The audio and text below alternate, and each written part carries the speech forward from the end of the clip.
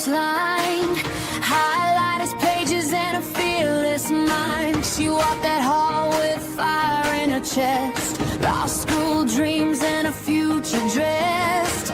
She laughed too loud, she stayed too late, left her name in every room she made. Then one hard night the door went still, and grief has been calling the hill. 25 years and the candles burn, questions circle with no return. They named a man and closed the file, but something in the shadows stayed a while. Will the truth come out? Will the truth come out? Who was close enough to leave that down? Will the truth come out? Will the truth come out?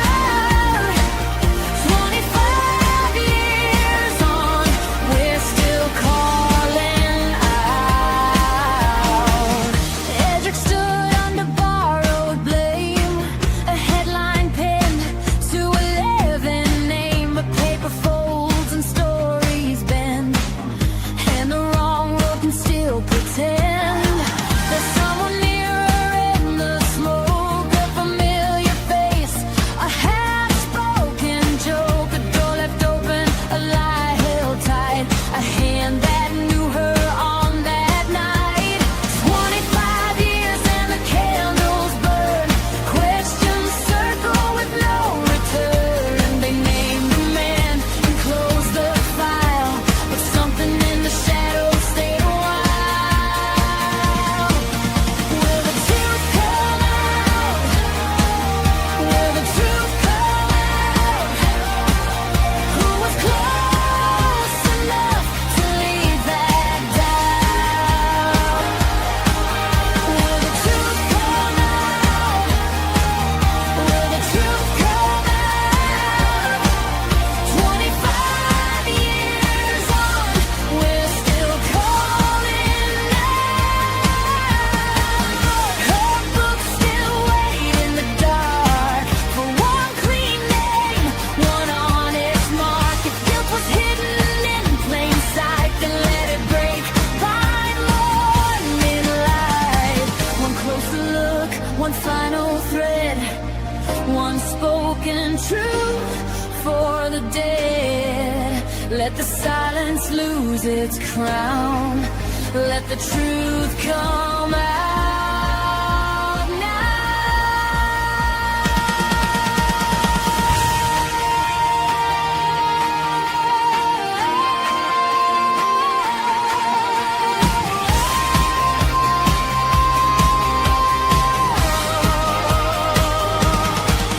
Will the truth come out?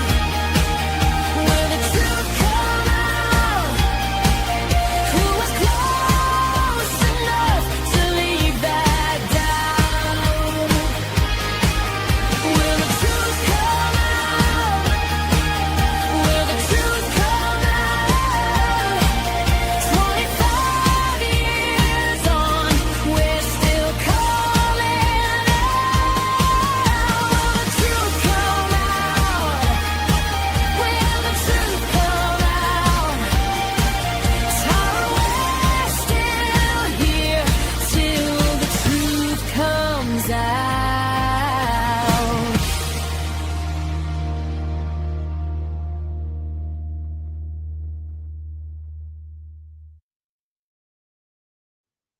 Good morning, everybody. Yeah, that's cool. Hi, virtual tour, by the way. That's totally fine. I get it.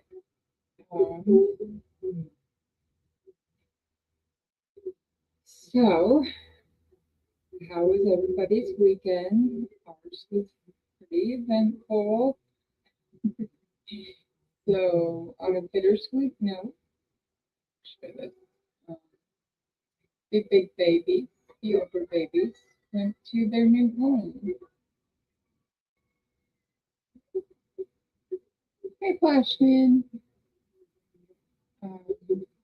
So And they have new names. Their names are Finn and Fiona.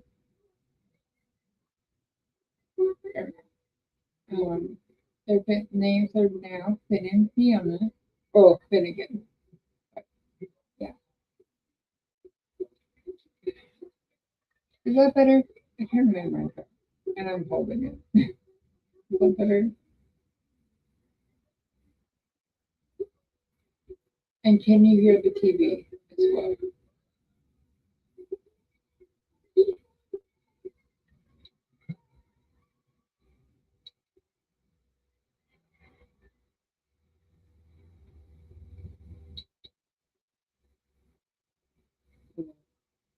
Is that better?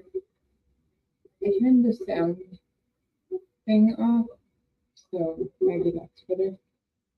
Um,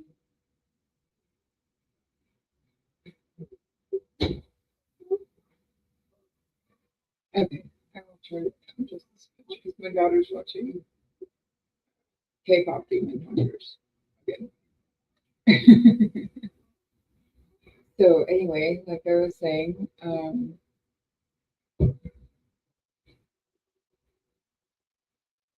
really, it's not working. Hang on. Yeah, you are a little muffled. Hi, everybody. I'm here. Sorry I'm late. Story of my life. Hang on. I'm working on it. You talk. I'm gonna figure this All out. right. Well, okay. Thank you everybody for coming today. We very much appreciate it. I am TC Maelynn.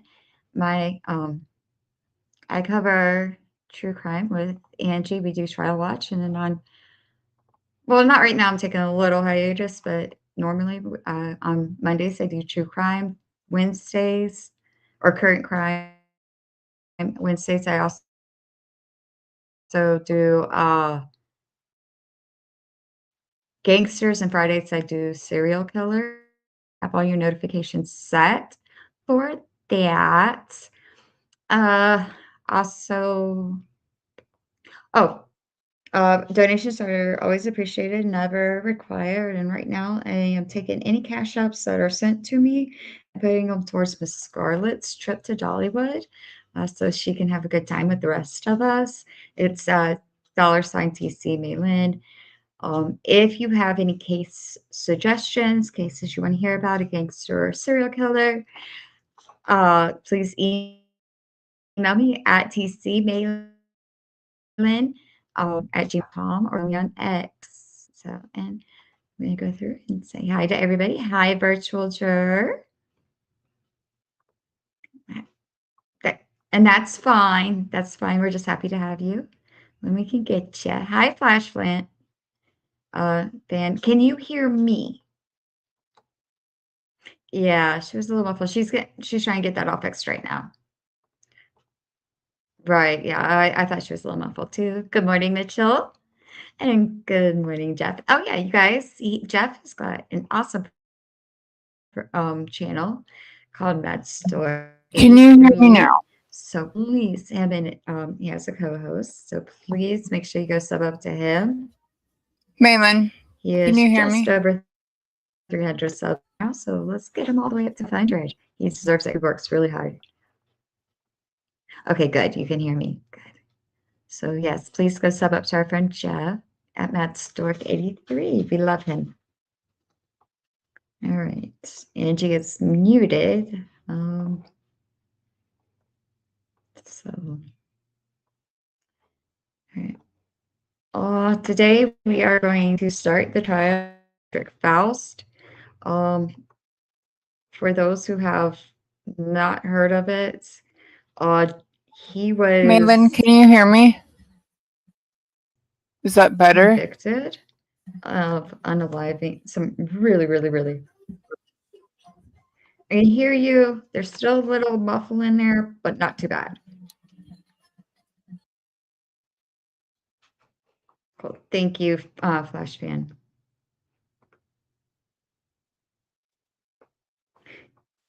Yes.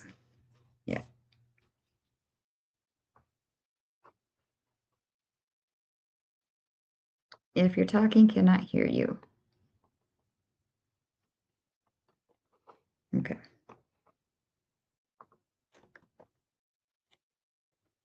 She'll be back for that.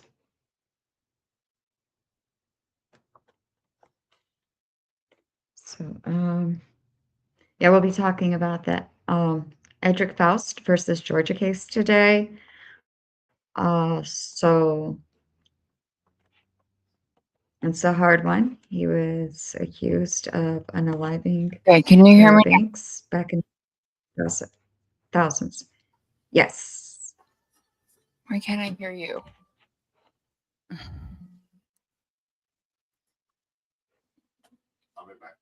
Okay.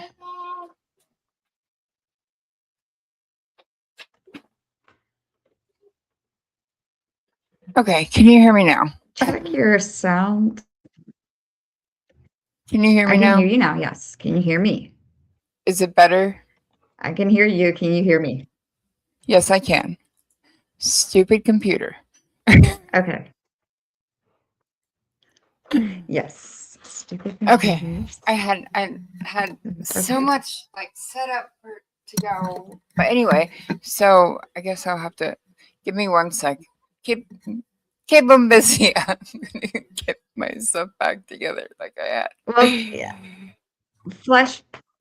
Yes, I knew that I couldn't watch this case by myself, so I have not actually seen it yet.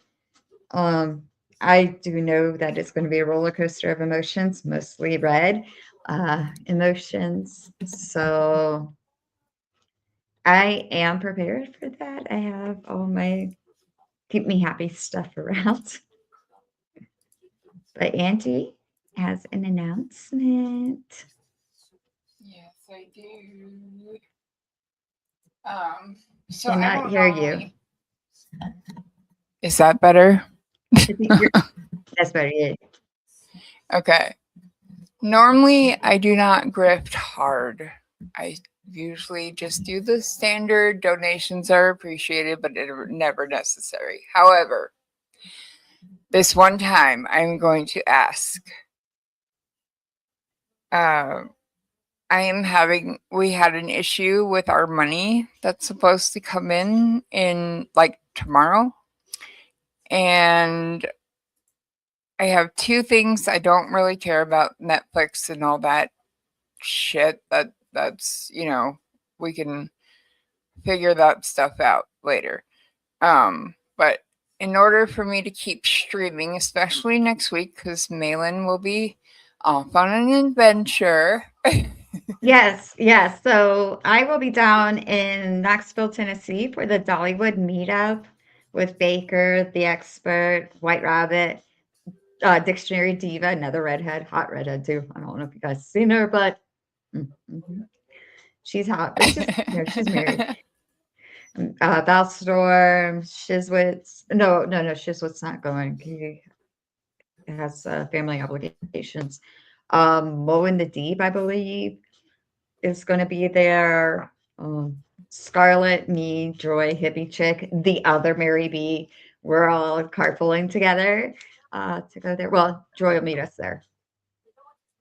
So, yes. So we're all, that's why, I said at the beginning, any donations to my Cash App are actually going to be going to Scarlett so she can have a great trip too. Okay. So, like I said, in order to keep streaming and to keep my phone on, which is very important because I have to keep in contact with my kids' school and everything, and I'm sure most of you are parents and you know how important that is. So, in total, I need $85 is what I need total. So We can help her out, guys. She has a Cash help App. out with that, Cash at me at AngieM1984 or Venmo me at, or AngieM1984YT, Venmo at AngieM1984. So it would be so appreciated, and I would be forever grateful to everybody. So, big announcement. Like I was saying earlier, the big babies have gone home to their new owner. They are now living in Utah.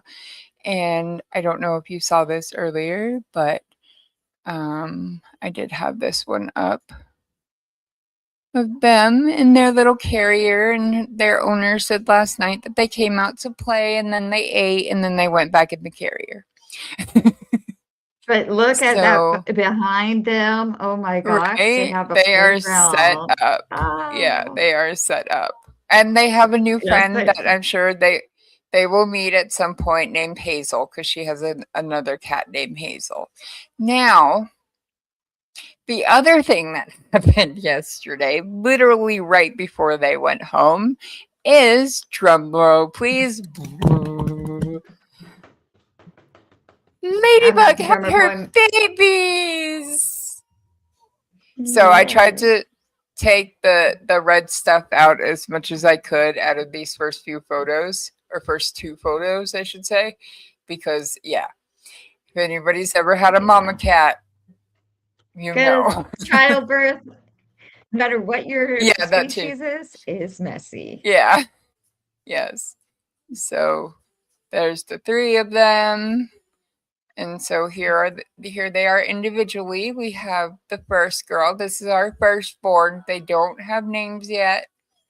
At least one will be Jelly Bean because Aria requested that, and I told my husband last night that we should go with the candy theme, and what the boy, which I'm going to show here in a minute, be Jelly Bean, and the girls be one be Lolly and the other be Pop. So this is the back of baby number one. She's gorgeous. And then we have Mr. Man. And if you look really closely, you will notice that on this hand or this paw, he has 6 fingers right here. Yes. Oh, And then he's a 5 on this one. pterodactyl. Yes. Oh, he's a pterodactyl. I love pterodactyl kitties. A friend of mine out in California has one. A Siamese cat that's a pterodactyl. Nice. And then Yeah. this is our itty bitty baby. Oh, wait, actually, this is, hang on. Wait, do I not have the back of him? Oh, right here. Sorry. So there's the back of him. He's a little tabby, black and white tabby. And then we have our runt. So ironically, wait, no. Who is that? That's him. Never mind. This is the baby. There she is. This is our runt. And she is also a calico. So ironically, if you guys remember the older babies, we had 2 calicos and a somewhat tabby. And now we have 2 calicos and a tabby. So, it's fate. We're just meant to have calicos and a tabby. No, leave her be. Leave her be. Sit down. Watch your movie, please. I have a 4-year-old home because she's done with school. So, but anyway, okay, let's do a dance and then we will get into this trial, which, trigger warning, this trial is not easy. Not that to say that Lori's was, either of Lori's was. This one is a grape and murder, or unaliving, sorry, case out of Georgia. The defendant is Edrick Faust. It is a 2001 case. Tara Baker was a first-year law student at UGA, University of Georgia. law school. And my opinion, because I have seen this before, is they got the wrong guy. And I will leave it at that and let everybody, if you have not seen this trial, buckle up. And also, the judge in this case told Judge Canoni to hold her beer. No, what did I say? Hold her moonshine. That's what I said. Because if you think Bev was bad.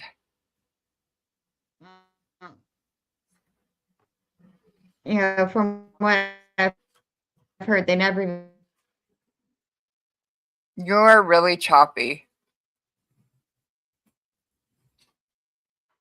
It's my internet. I'm working on it. That's better. Yeah, that's better.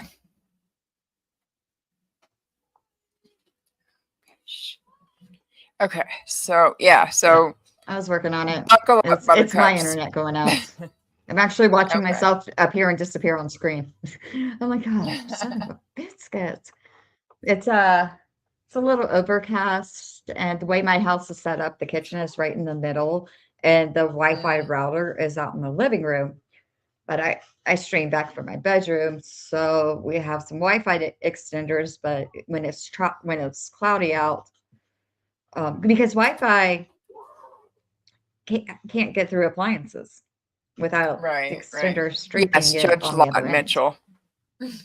So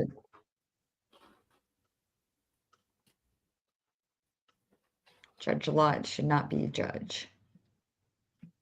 No. She's a lot. Pun intended. Okay, so. Right? I agree. I agree.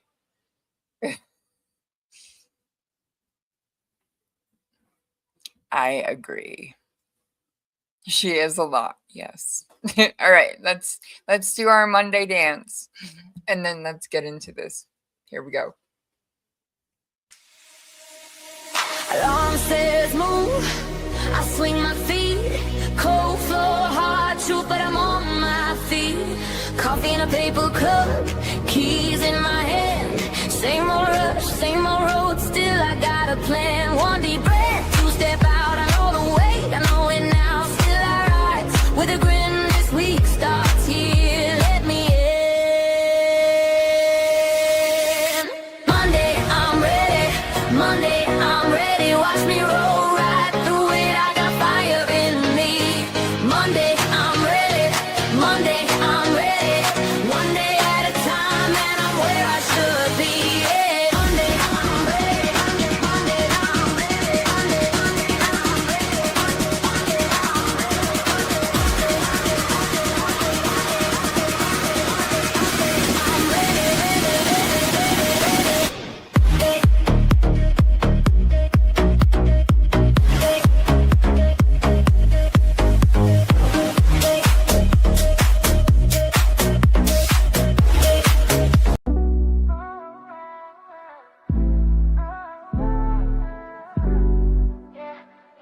Yeah. Monday left a bruise, but you're still in the room. Kiss the sleep goodbye. Pull the daylight through. Phone on silent, shoes on, coffee in a paper cup. You don't need a miracle, just a little push up. Take a breath, count to three, let the heavy go. One more step, one more street, watch the whole thing grow. Tuesday already, Tuesday already. Look at you go, look at you go. Tuesday already, Tuesday already. Halfway to the glow.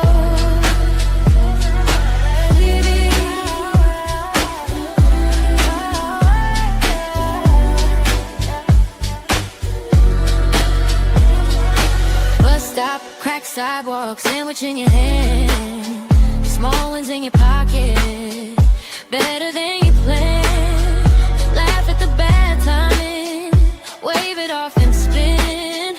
Even on a Tuesday, you can hold it real. Yeah. Take a breath, count to 3, let the heavy go. One more step, one more street, watch the whole thing roll. Tuesday already, Tuesday already.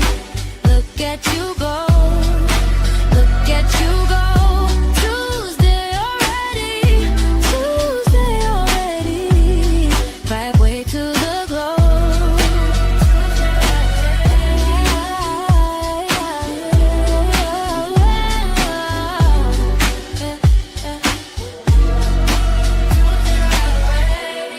If the sky turns gray, you still got a flame.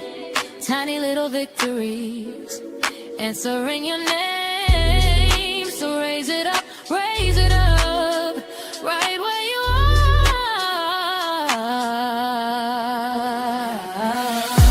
Tuesday already, Tuesday already. Look at you go, look at you go. Tuesday already, Tuesday already. Halfway to the glow. Tuesday already, Tuesday already. You're brighter than the day.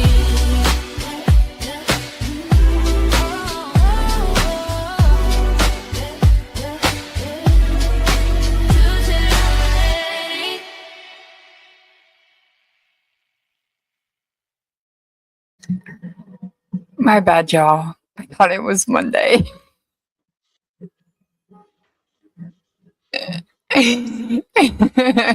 Whoops.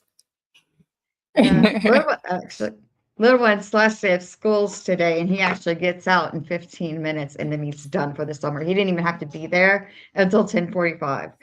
The way Oh, wow. the way their high school does it is they do the state testing at the end of April, and if you passed all, it is my day somewhere. If you scored a certain amount on that state testing, then you don't have to take final exams. But if you didn't score, it's not just a pass, it's a particular score. On 2 of the 8 parts, little one was just below. He passed the exam, but just below the final exam. So he had to take 2 finals.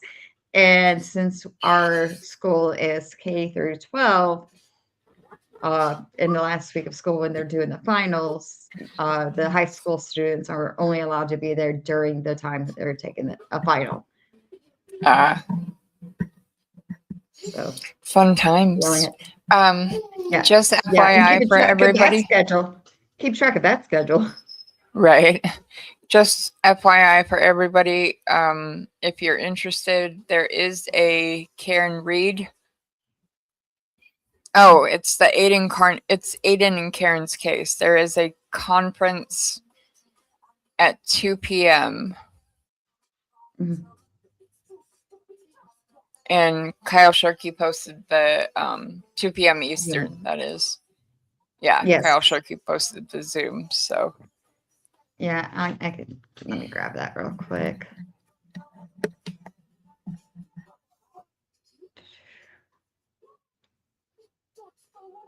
Dang, my friends like to post a lot.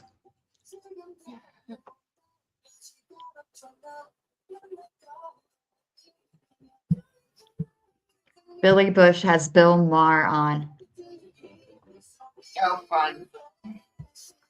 Oh my gosh.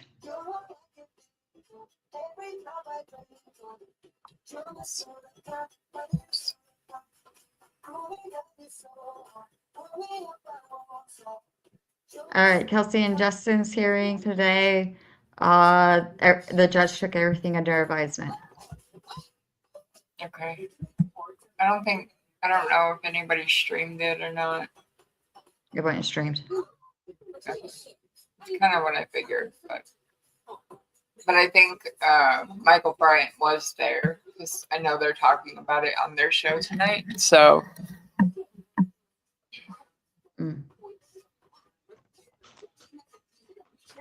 I have no idea if I'll even be home when ready to go. 'Cause my husband's last client today is at 5. Well,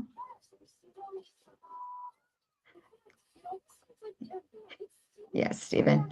I'm sure there will be plenty of serving candidates. I'll be cycling through today too. And Okay, my so husband's last client at 5, but then we're going out to Phantom Fireworks and starting to buy our 4th of July fireworks tonight. oh. So I don't know. Yeah, if we I'm don't gonna- ever buy any. We just go to the town fireworks show. So, and then we Yeah, watch the but fireworks then like around us. So, well, see, yeah, we do. So every year we go all out on the 4th. My husband is a huge kid, so we have a lot of fun. And yes, our neighbors do come out of their houses and sit and watch our fireworks show. And we always do have a grand finale. Usually it's like a 205 shot sheesh. national grand finale. Now you don't want to know how many we're starting tonight to buy our 4th of July fireworks because we get great coupons from Phantom Fireworks because we spend so much money there. Like tonight, it's buy one of those large fireworks and get 2 free. Oh wow. And I All do right, understand that. Before we started this, we did talk to all of our neighbors first to make sure that it was okay, that it didn't do this. So, yes, we're always very respectful to that.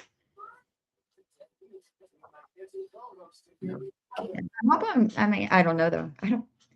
Is TB doing his regular show tonight? yes. That means Danny will be going live too. I don't, God, I don't know. But if not, And speaking of which, might have a bonus talk shite night episode this week.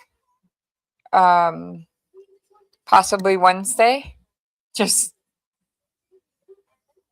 barring anybody else really big going live. Well, the only one I really don't go against who's really big is Aiden, honestly. But yeah. I mean, when I do So- my solo streams, that mine are at 10:30 in the morning. So yeah, my 2 big ones are Melanie, well, 3, Melanie Broker or Broken. Baker. Melanie Broken, yeah, and sometimes Will during the day. Yeah. But usually, Yeah.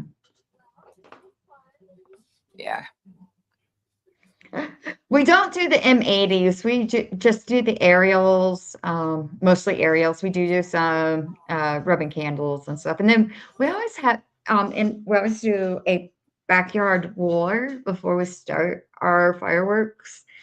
And we fill up, gosh, I can't, thousands of water balloons.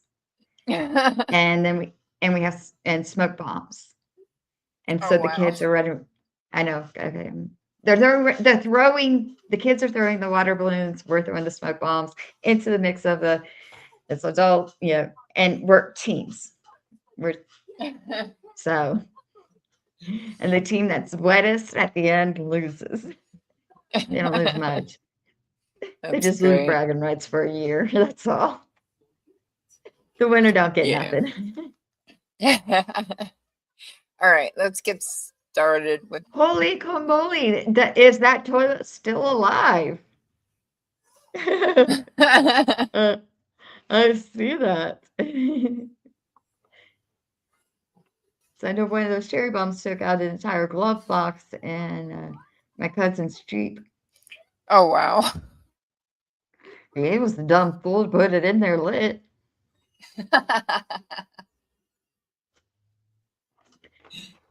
All right. So without further ado, you don't know. Oh my God. Oh shit. Cheesy carrots. Oh goodness. Yeah. I have no doubt. Oh, well. I mean, I was a little shit, but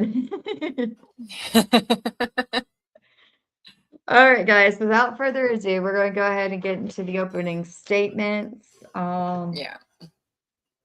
I put it on 1.5 for right now. If we need to go faster, we'll go faster. If we need to go slower, we'll go slower. Sounds so good. Here we go. Of your skill and knowledge without favor or affection to either party, And provided you are why not is there discharged. no sound?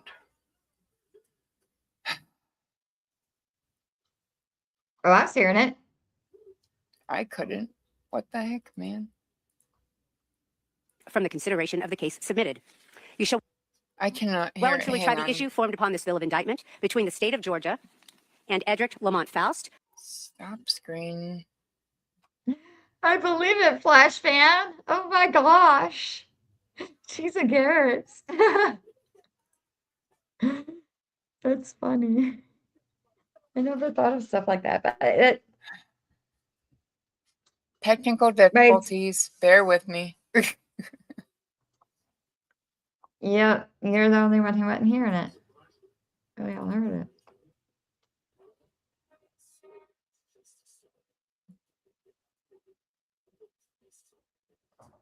Oh yeah, well, while she's getting it all fixed, I also want to say thank you so much, you guys, for sharing out my channel last week.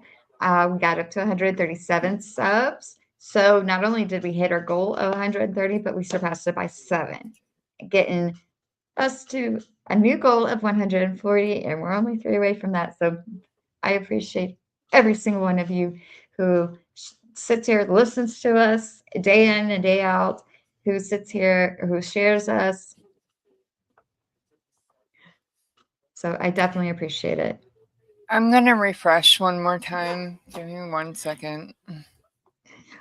You're a silly Flash fan.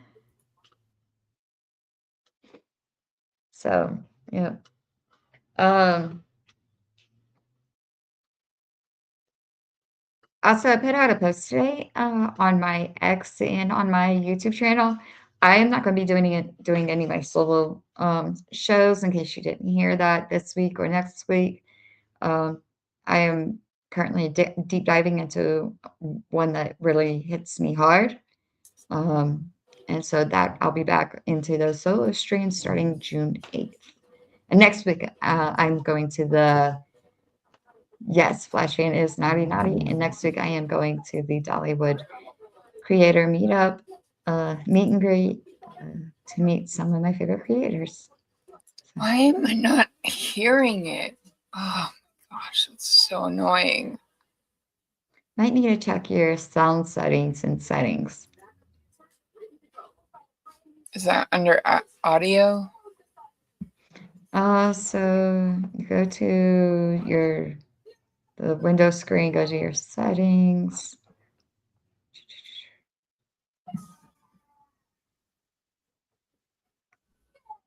Wait for it to pull up. Second.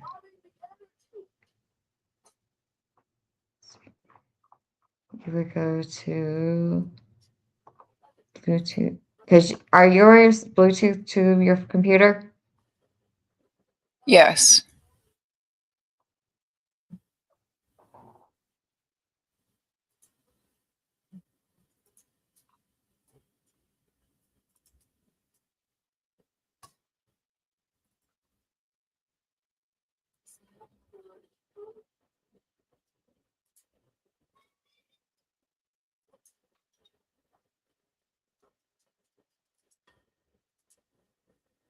I can't hear you.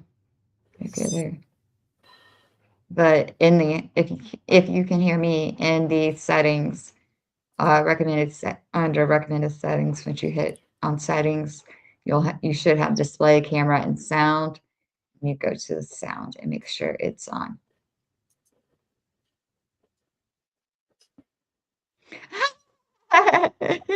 Yes, but Baker News production. You were definitely a different kid. Okay, hang on. Me too. Me too. I am a fat kid disguised in a skinny person's body. I still can't hear it, even. Hang on. Verdict give according to the evidence. Yeah, I can't hear it. Can So help everybody you God, else or hear upon it? your affirmation, please respond by saying I do. I do. Thank you. You all Yes. may be seated. So And ladies and annoying. gentlemen, everybody tends to sit.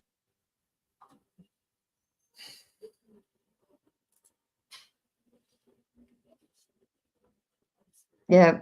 Yeah, chat's hearing it. I'm hearing it. You know, when I play videos, I can't hear them. Really? Yeah. I just sit and watch and pretend I can. Okay, so what did you say to go to? All right, so your little, the little four square window screen at the bottom of the toolbar, Yeah. go Yeah. there, and it'll pop up with a bunch of apps. You can see the settings app. Yeah. Go there. Okay. I'm going with you, so it's what's going on. Okay. So you see on the left side it has all that, and then on the right side it should have just different like quick places to go. Yeah.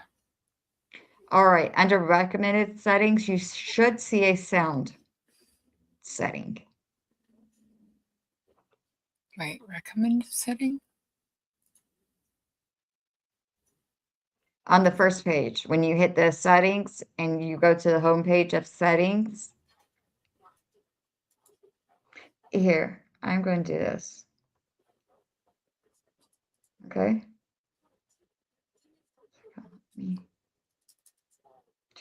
Yeah. No, I don't want to do that. It's got my full name on it. I can't do that.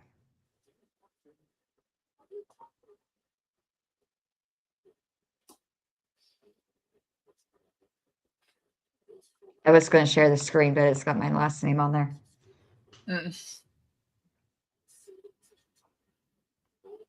But you should see a sound setting under recommended settings. Mine says camera, display, sound are the 3 recommended settings. Do you see that? No. Hang on. Are you Let me. on the home page of your settings? Yeah, general camera, audio, visual effects, recording, hotkeys, layout, guests. That's what I got.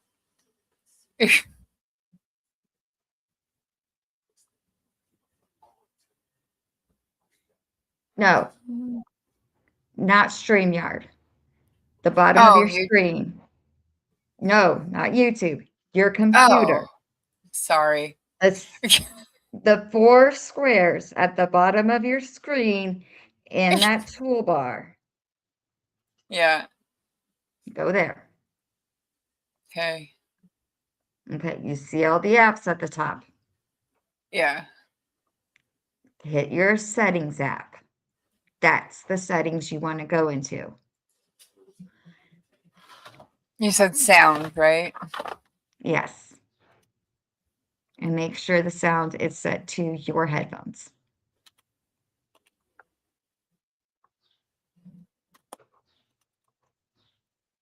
Yes.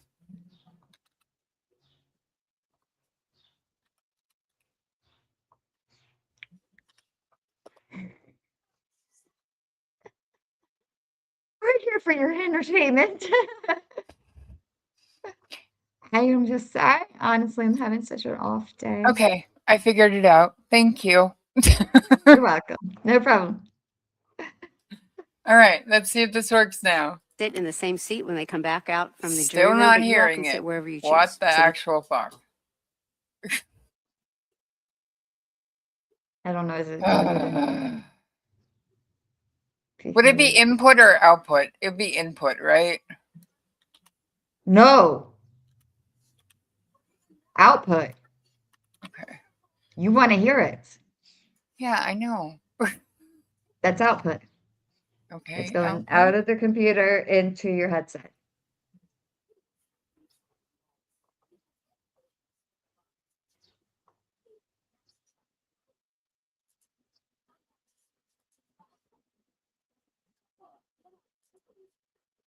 Hello. Why is it not letting me test it?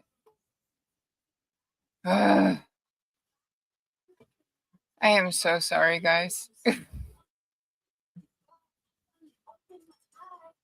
It's fine, but why don't you go ahead and run the videos so that we can watch it while you work on your sound settings? Okay.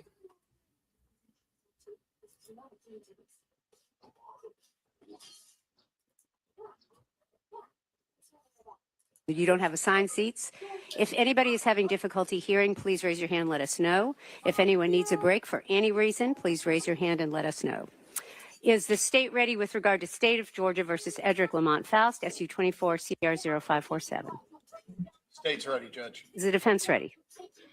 Yes, ma'am. All right, thank you. Ladies and gentlemen, you are now going to hear opening statements. And opening statements are exactly what they sound like. They are the opening remarks of the attorneys, where it is their opportunity to tell you what they believe the evidence is going to show you. I'm going to caution you now, and I'm going to caution you at the end of the trial, that anything said by the attorneys, whether it's the opening statements or the closing statements or arguments by the attorneys, are not to be considered as evidence. Mr. Yelenchili, you have the floor. Or Mr. Bull. Thank you, Your Honor.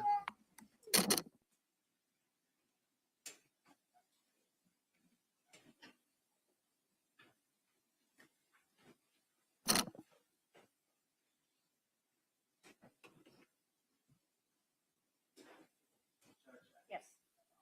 We tested this earlier. My screen should show. I don't either.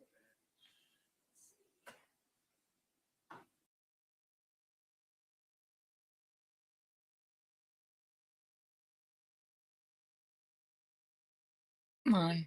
I can hear it now, y'all. We're back. Woohoo! Okay.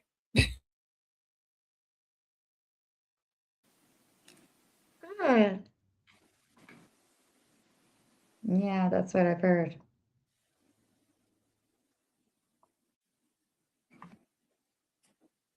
that what you're looking for? Very good. You may proceed, sir. Since it started. That's not much.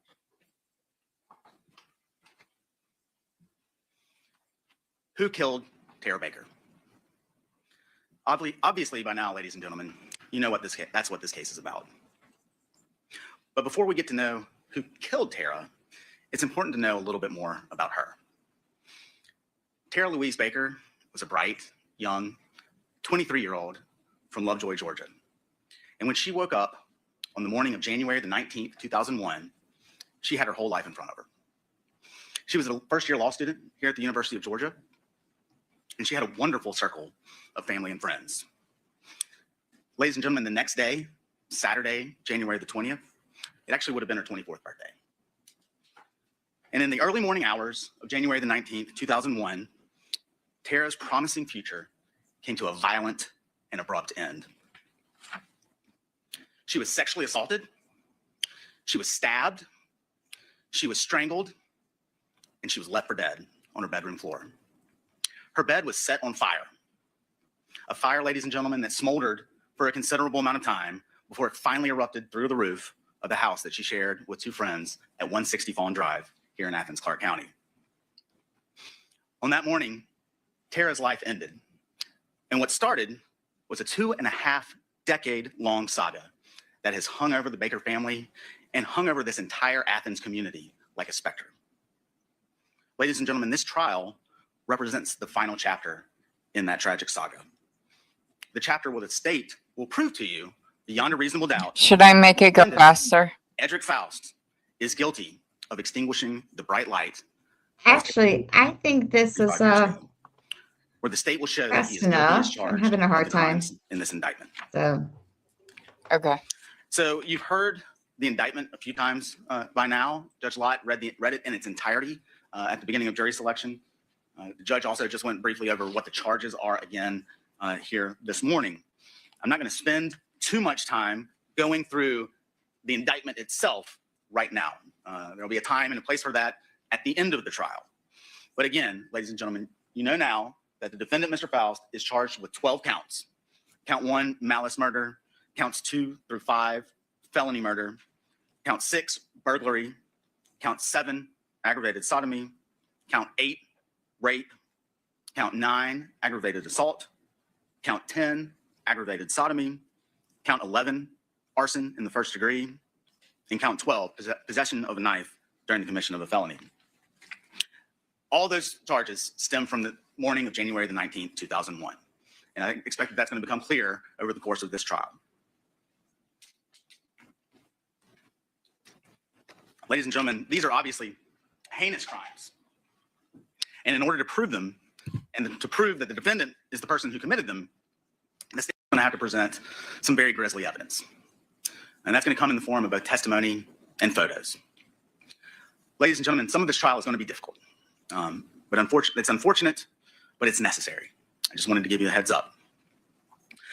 On January the 19th of 2001 at 11:22 a.m., Athens 911 started receiving telephone calls in the area of Deer Park regarding a fire at 160 Fawn Drive.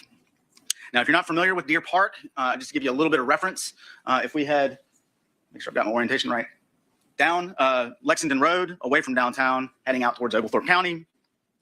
When you get past, I guess, Gaines School, Tuxton United Methodist Church is there on the left, right off Lexington. And the road immediately past Tuxton United Methodist Church, before you get to the Walmart, is Cooper Road. So again, heading that direction from downtown, left on Cooper Road, past the church. And then actually Deer Park, which is where Fawn Drive is located, is just on the right. And so when they get this call at 11:22 in the morning, the fire department is immediately en route. The firefighters actually kick in the door, the front door to Tara's house because it was locked. And when they did so, they encountered smoke in the main living room area of the house. And I'm going to, in just a few minutes, not yet, going to be able to show you what the inside of that house looked like. So these firefighters kick in the door, and the first thing that they notice, apart from the smoke, is back in the right corner, which is where the kitchen is located.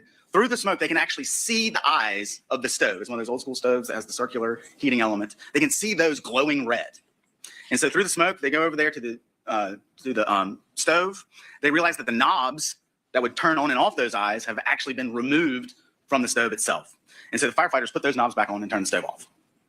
They open the back door to the house to ventilate, to help start getting the smoke out of the room. To this point, I don't think they've completely ascertained exactly where the fire was coming from. The back left bedroom of the house, and there's actually a bathroom door right next to it, it'll make sense in a few minutes, are closed. And so they go over there and they kick those doors in as well. And when they kick open that bedroom door, they are immediately met with flames rushing out over their heads. Firefighters enter and extinguish that fire. And in that moment, ladies and gentlemen, they discover Tara. She's naked. She's in between the mattress and the footboard to her bed.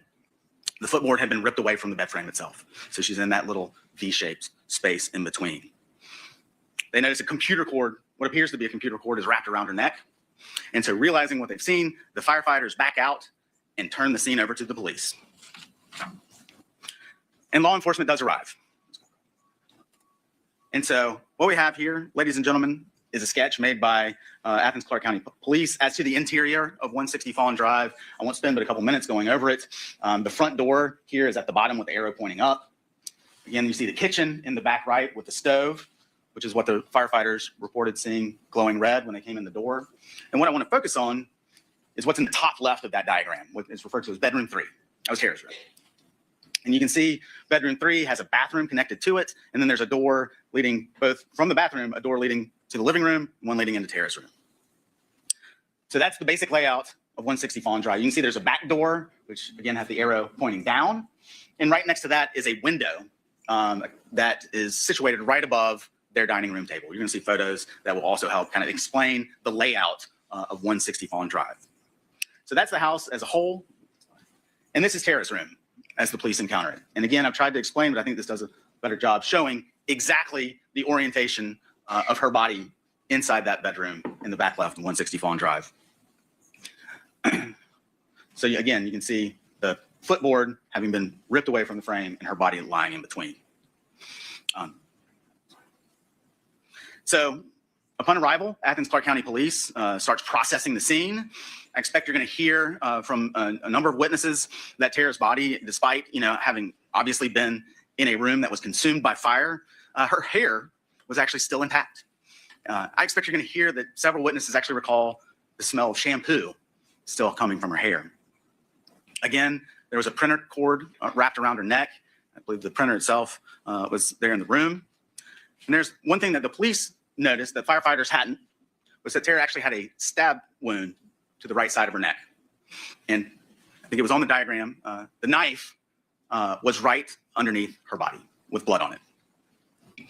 Officers also noticed a clock on the wall in Tara's room. That clock had stopped at 9:32. In processing the scene, officers noted that it appeared as if the doors and windows had been wiped clean. There's a screen to the back, that back window, the one that's right next to the back door, that showed signs of having been tampered with. And I expect there's probably going to be some confusion about exactly where that screen was when the firefighters arrived and when law enforcement arrived, but we'll get to that. Ladies and gentlemen, at 160 Fawn Drive, I submit that the evidence is going to show that any physical evidence that could have conceivably been helpful was collected. As an example, I think you're going to hear they even took the drain assembly out of her bathtub.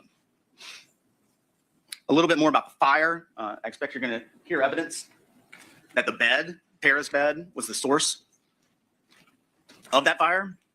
And a little bit more, actually, I expect you're going to hear that there was a blanket that had been in the living room on the back of a recliner. That blanket had been removed from the recliner, taken over to the stove, set on fire, and then thrown on Tara's bed. I expect you're going to hear that actually still some remnants of that blanket on the stove itself. In learning about the processing of the scene, I expect you're also going to hear that there were no fingerprints of any evidentiary value that were taken in the house or off of Tara's body. I expect you're going to hear that hairs were collected from her body and from her room. And I also expect you're going to hear that her laptop was missing. The next thing I want to talk a little bit about, ladies and gentlemen, is the canvas of the neighborhood. By canvas, I mean police getting out and knocking on doors and seeing what if anything, people had seen that morning. That was obviously done in this case to a significant degree. I expect you'll hear one witness recalled seeing a white male running in the area, open area behind Tara's house and near Tara's house around 7:45 that morning. I expect you're going to hear multiple witnesses talk about describing a black male with an orange shirt or sweatshirt at various places in Deer Park around 8 o'clock to 8:15 that morning. I expect you're going to hear one witness who described smelling a faint odor of smoke as he was leaving for work around 8:40, 8:45 that morning. At the time, ladies and gentlemen, there's just not much to go on as it related to that canvas.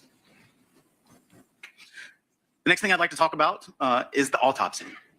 Tara's body was taken over to Atlanta to the Georgia Bureau of Investigation's Department of Forensic Sciences the next day, Saturday the 20th, her birthday.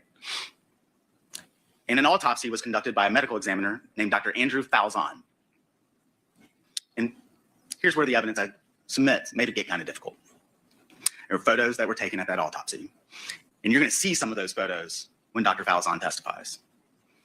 It's going to be hard. You're going to see and hear about contusions surrounding Tara's vagina and anus. You're going to hear that stab wound that the officers noted when they got in to her bedroom had actually severed her jugular vein. You're going to hear about the ligature mark that was encircling her neck and that her hyoid bone, which is a bone in your neck, had been broken. You'll hear about a subarachnoid hemorrhage to her head, which is indicative of blunt force trauma. You're going to hear about defensive type wounds to her hands. Dr. Faust, after conducting the autopsy of Tara Baker, listed her cause of death as ligature strangulation and a stab wound, with another significant condition being blunt force trauma to the head. He ruled the manner of death, obviously, a homicide. As part of the autopsy, a sexual assault kit was taken, based on the way Tara's body was found, based on Dr. Faust's observations. So a sexual assault kit involved oral, vaginal, and rectal swabs of Tara and smears that were created based on those swabs. And I expect over the course of this trial, there's going to be a great deal made about how one of those swabs was mislabeled. I expect the state's going to be able to clear that up as this trial unfolds. As part of the autopsy, head hair and pubic hair was retained, and fingernail and toenail clippings were taken. The next thing of significance that I'd like to talk about is some of the early forensics that were done in connection with this case. You're going to hear from Jennifer Corsi. At the time, back in 2001, Ms. Corsi was a forensic biologist at the GBI Crime Lab. She actually now works at the U.S. Army's Criminal Investigation Laboratory. She made a career out of this type of work. Ms. Corsi is the one who actually did chemical testing on that sexual assault kit, the one that we just talked about. You'll hear that her testing failed to reveal the presence of any seminal fluid, and that she took microscopic examinations of the vaginal smears and observed no spermatozoa or partially intact spermatozoa. And so, ladies and gentlemen, based on the existing technology and the existing protocols in existence back in 2001, there was nothing further that could be done with that sexual assault kit. I expect you'll hear that Ms. Corsi, then Fincher, so if I use both names, please forgive me, did confirm that the blood on Tara's fingernails, the only DNA on those fingernails belonged to Tara, that there was blood on the knife, and the DNA from that blood also only belonged to Tara. And there was no blood on the toenails that were taken. Not necessarily Ms. Corsi, but other forensics going on in the early days of the investigation. There were attempts to obtain fingerprints of any sort of evidentiary value, nothing to go on. I mentioned the hairs. Submit to you, there was nothing that would help in the investigation at that time.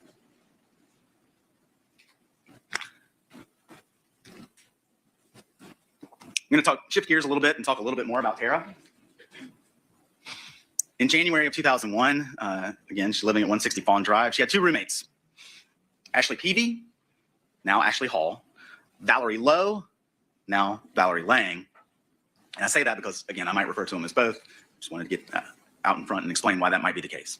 So the three of them, Tara, Ashley, and Valerie, had moved into 160 Fawn Drive in August of 2000. All three of them were in grad school at UGA, but pursuing different programs. You know, Tara obviously was studying law. I expect you're going to hear evidence about Tara's morning routine. If she had a 9:30 class, which I expect you're going to hear she did that Friday, property law class on the 19th, then she's a pretty early riser, up around 6:30 in the morning. First thing she'd do is take a shower. Expect you'll hear she'd come out and eat her breakfast. Every morning, same thing, cheese grits. And she'd come out and eat those cheese grits, her hair's still wet. And then she'd go back into her room and sit on the floor in front of her bed to blow dry her hair. And that took a while, ladies and gentlemen, because I expect you're going to hear Tara had a lot of hair. I expect you're also going to hear about how Tara was trying to buckle down in January of 2001. As that new semester at the law school had gotten underway, she was spending less time at home and more time at the law library. But Saturday was her birthday. And on Friday night, she was going to go out and have some fun with some friends. They were going to go to the Winery, which is a bar downtown on Broad Street. I don't know if it's still there, but it was in 2001. We'll talk about Tara's last hours. Go through what we know about Tara on Thursday, January the 18th. We know that both Ashley and Valerie were leaving for the weekend. They were both leaving that Thursday. Ashley left late that afternoon. She and Tara had been at home together before Ashley left. We know that from approximately 7:30 to approximately 9:30, Tara was at the law library here on North Campus, not too far from the Arch. She's there with a friend named Katie Lonstein. Around 9:30 that night, Katie leaves, goes home. I think there was a discussion about, hey, call me when you get there, make sure you get home safe. And Katie indicated that she would do that, but she forgot. Why is that significant? Because Tara called her. Tara called her at 9:46 that night to make sure Katie had gotten home. And ladies and gentlemen, that is the last time that anyone is known to have spoken to Tara. Friday, again, January the 19th. I think it was kind of a cold, overcast, rainy day, kind of day that it seems like we've been having a lot of those lately. Again, expect you're going to hear evidence that the neighbor across the street smelled smoke, excuse me, around 8:45, 8:45 as he was going to work. Point out once again, Tara misses property class. It started at 9:30 that morning. The clock on the wall stopped at 9:32. And then again, ladies and gentlemen, 11:22 is when the fire is reported at 160 Fawn Drive. I'm going to talk a little bit now about Chris Melton. Some of you have heard his name already in jury selection. Chris Melton was Tara's boyfriend. You're going to hear a lot about the relationship between Tara and Chris leading up to January the 19th of 2001. What I expect that you're going to hear is this was a relatively typical relationship between two very busy people in their early 20s. Tara and Chris met when they both attended college at Georgia College in Milledgeville. It's now Georgia College and State University in the late 90s. Tara and Chris were introduced through mutual acquaintances and hit it off, and they began to date. When Tara graduated from Georgia College, she went back home to the Lovejoy area. And for those of you who don't know, Lovejoy is off I-75 south of Atlanta, and she got a job at a law firm there. Chris didn't finish school. He also moved back home in with his parents as well. That's in Covington. When Chris moved home, his mom told him he had to get a job. And so he got one. Chris became a plumber. And so at this time, Tara and Chris are in a long distance relationship because Covington, Lovejoy, about an hour and a half apart, maybe a little bit less. Tara moved to Athens, I believe in 1999, when she got a job at a law firm here in town. So at that time, Tara's in Athens, Chris is still in Covington, and so they're still kind of doing the long distance thing, right? Maybe not quite as long, but certainly not in the same town. And they found it hard to find time to get together. And so Chris moved to Athens. He got an apartment with a roommate at a place off Millage Avenue. And he was commuting back and forth to work. Most of his work was in the Loganville, Gwinnett County area. But I expect what you're going to hear is that Chris and Tara were trying to figure out how to have an adult relationship when they both had a work life and other things going on that they had to manage. As I mentioned before, Tara started law school in August of 2000. I expect you're going to hear that during that fall semester, that first semester, Ashley and Valerie are going to mention to you that Tara was spending a lot of time at Chris's apartment. Now, that doesn't mean Chris wouldn't come over to her house too. He did, maybe just not as often. But when they did, they'd spend the night at each other's house, both at Millage Avenue and at Fawn Drive. This is normal relationship stuff. Moving into the spring semester, January 2001. Now remember, Tara was trying to buckle down, more time in the library. Well, at that time, Chris also had good things going on. I mentioned that he had taken up plumbing. He was working for a company, but around this time, he started maybe thinking about going out and doing work on his own. You know, his business was mainly in the Loganville, Gwinnett area. And so at this time, you know, he's using his truck, not a company one. It's his gas, his time spent commuting. And if he's traveling back and forth from Athens to Loganville every day, he's not making money. And the reason why I point all that out, ladies and gentlemen, because I expect the evidence is going to show that at that time, Chris moved back in with his parents in Covington. So he could spend more time working and less time traveling to and from.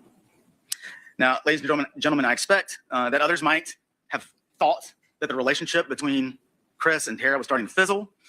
Again, I think the evidence is going to show that this was just a relationship between two young people whose presents and whose futures were still being figured out, with some highs and some lows, but nothing out of the ordinary.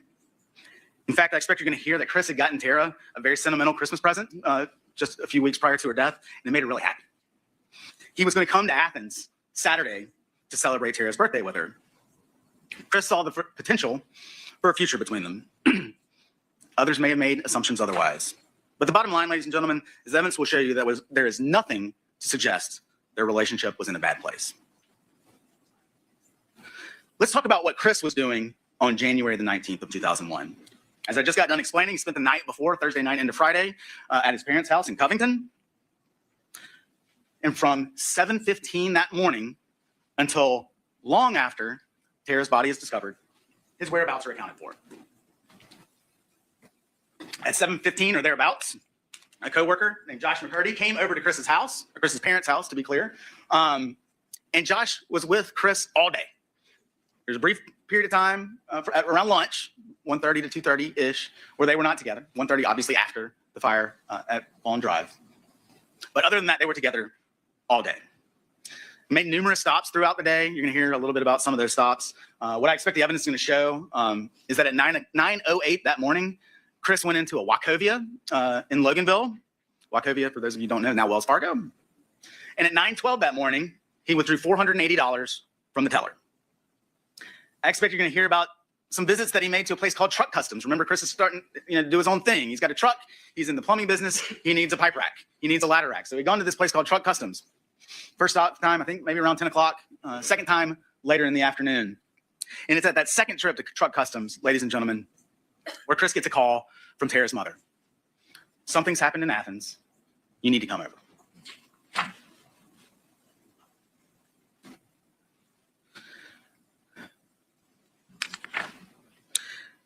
Ladies and gentlemen, all those facts were established fairly early in the investigation. Now, you're going to hear about Chris's reaction when he got the call from Tara's mom about something happening in Athens, how Josh actually had to drive him in his own truck to Athens.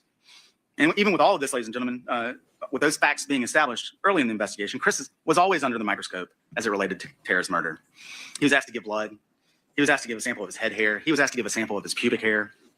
Chris was subjected to repeated interviews by law enforcement.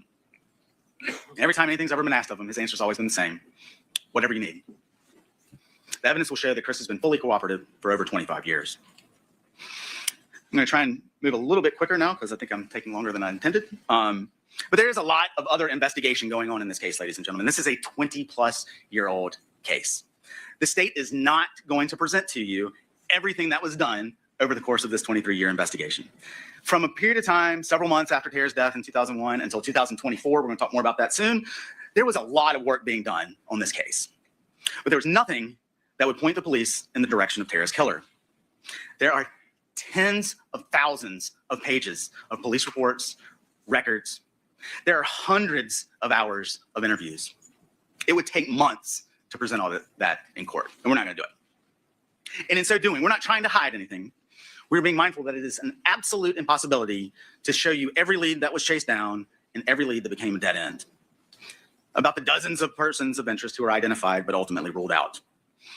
Hard work, frankly, just didn't result in any relevant evidence. One example, in 2010, the ligature, the printer cord, and the knife were retested for DNA, not just the blood, to see if there was any touch DNA on those items. And once again, only Tara's DNA was found. I expect over the course of this trial, you're going to hear about some missteps and some unanswered questions. Remember that window frame I talked about earlier? Well, the window frame was obviously taken into evidence back in 2001, but now, 25 years later, it's missing. And that's unfortunate. But what is fortunate is that you're still going to hear about the processing of that Windows frame that was done back in 2001 and how, again, there were no prints recovered. You'll hear that Tara's laptop, the one that I mentioned had been taken from her room, has never been found. And lastly, as far as unanswered questions go, I'd submit to you the evidence can show that no one investigating this case has been able to quite figure out exactly how the defendant got in and out of 160 Fallen Drive. Was it the kitchen window with the frame that showed signs of tampering? Was it the back door? To this day, ladies and gentlemen, there's no definitive answer. And the state's not going to be able to show you the answer to that in this trial either. That fact is not necessary to prove the defendant's guilt. And so again, with all this investigation going on, and I'm sorry, but when you have a case and you're filing a case against somebody, shouldn't you have proof that they were actually in the place where that crime was committed? Because other than what was inside her body, there was no evidence of Edrick Faust being supposedly inside her body. There was no other evidence of him being in that house. And Judge Lott wouldn't allow the testimony about Tara being, this is to come, but Judge Lott wouldn't, or it might have been pre-trial, I don't remember, but wouldn't allow the testimony of somebody who saw Tara that night at a Mexican restaurant or something that I think Edrick might have been at. So I don't know, like, there's so much about this case that just infuriates me to no end.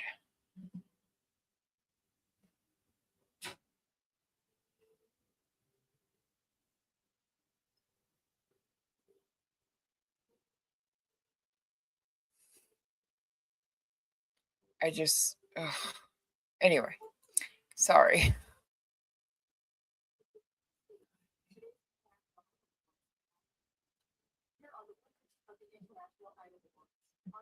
Right. Yeah, it's this case is it's like Karen Reed trial 1, where like the first 3/4 of it,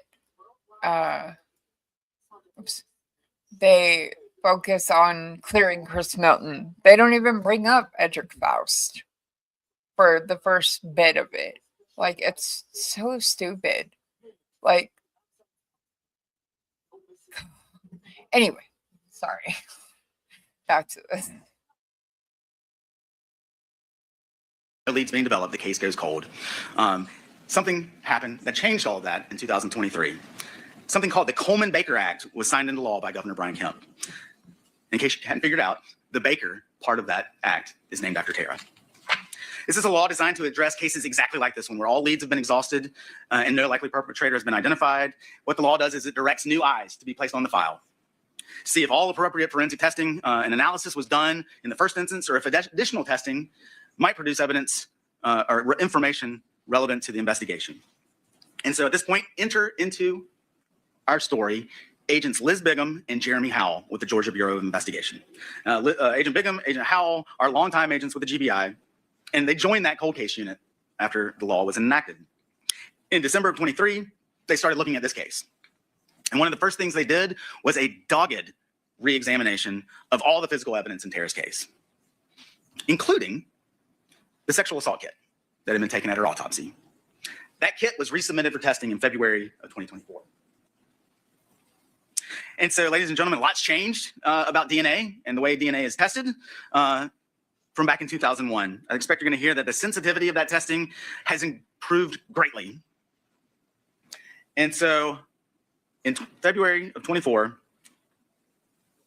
the crime lab was able to find first male DNA and then obtain a DNA profile from item 2I.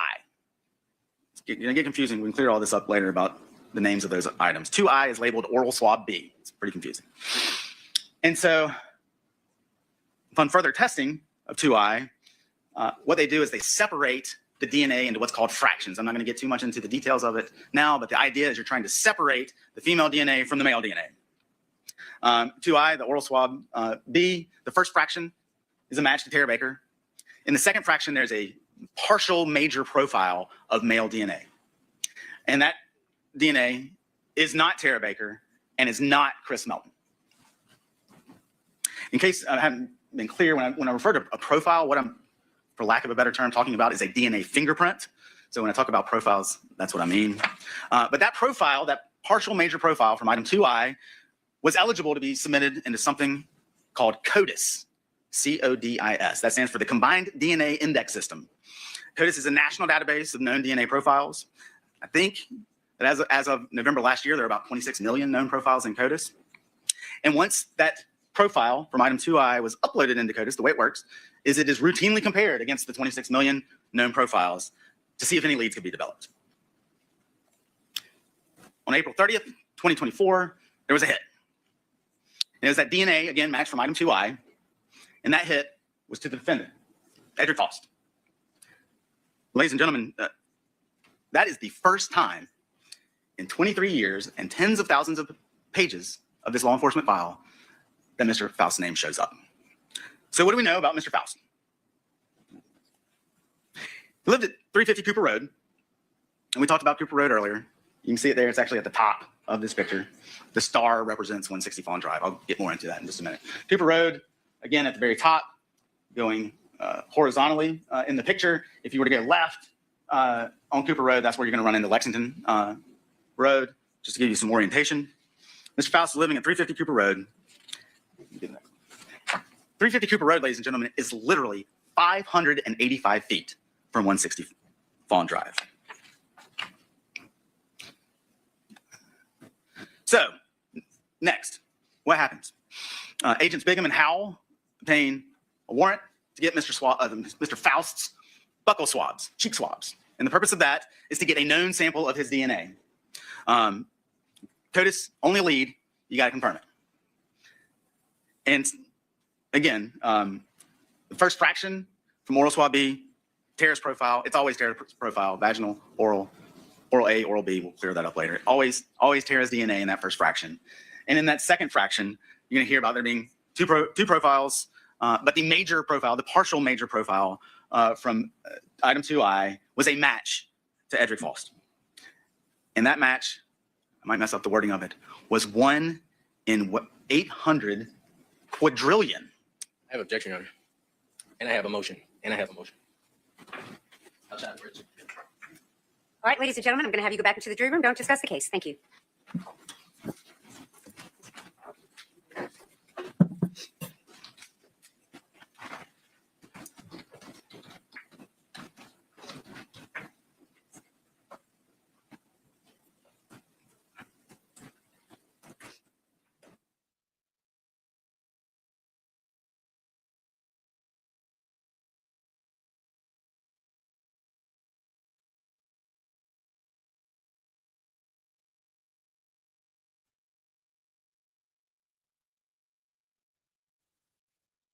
Move for mistrial again to preserve the record. But I would ask this, there are going to be more slides that use the same type of language.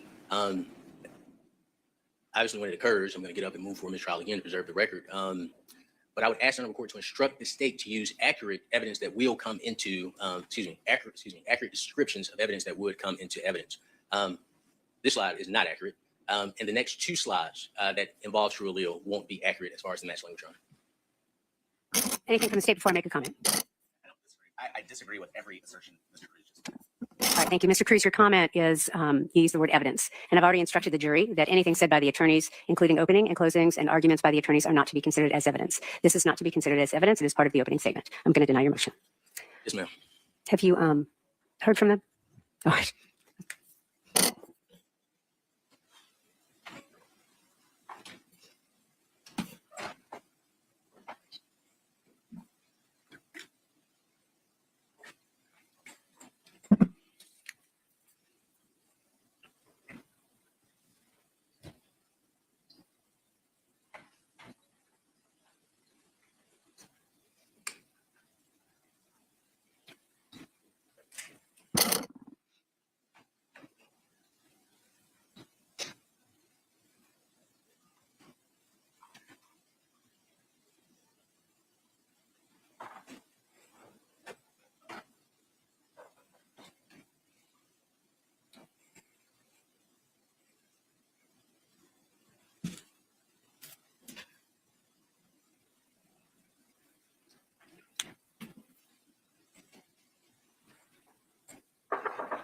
All right, very good. You can bring the jury out now. Thank you very much.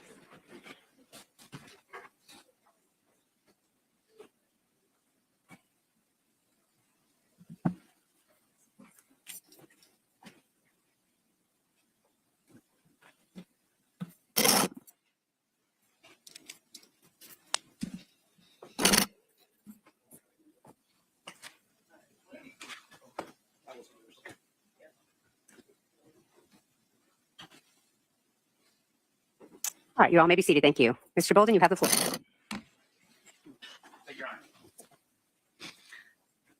As I was saying, 1 in 800 quadrillion. That is, if I got it right, an 8 followed by 17 zeros. That's not all that you're going to hear about as it relates to DNA testing that was conducted in 2024. You're going to hear a great deal about something called true allele.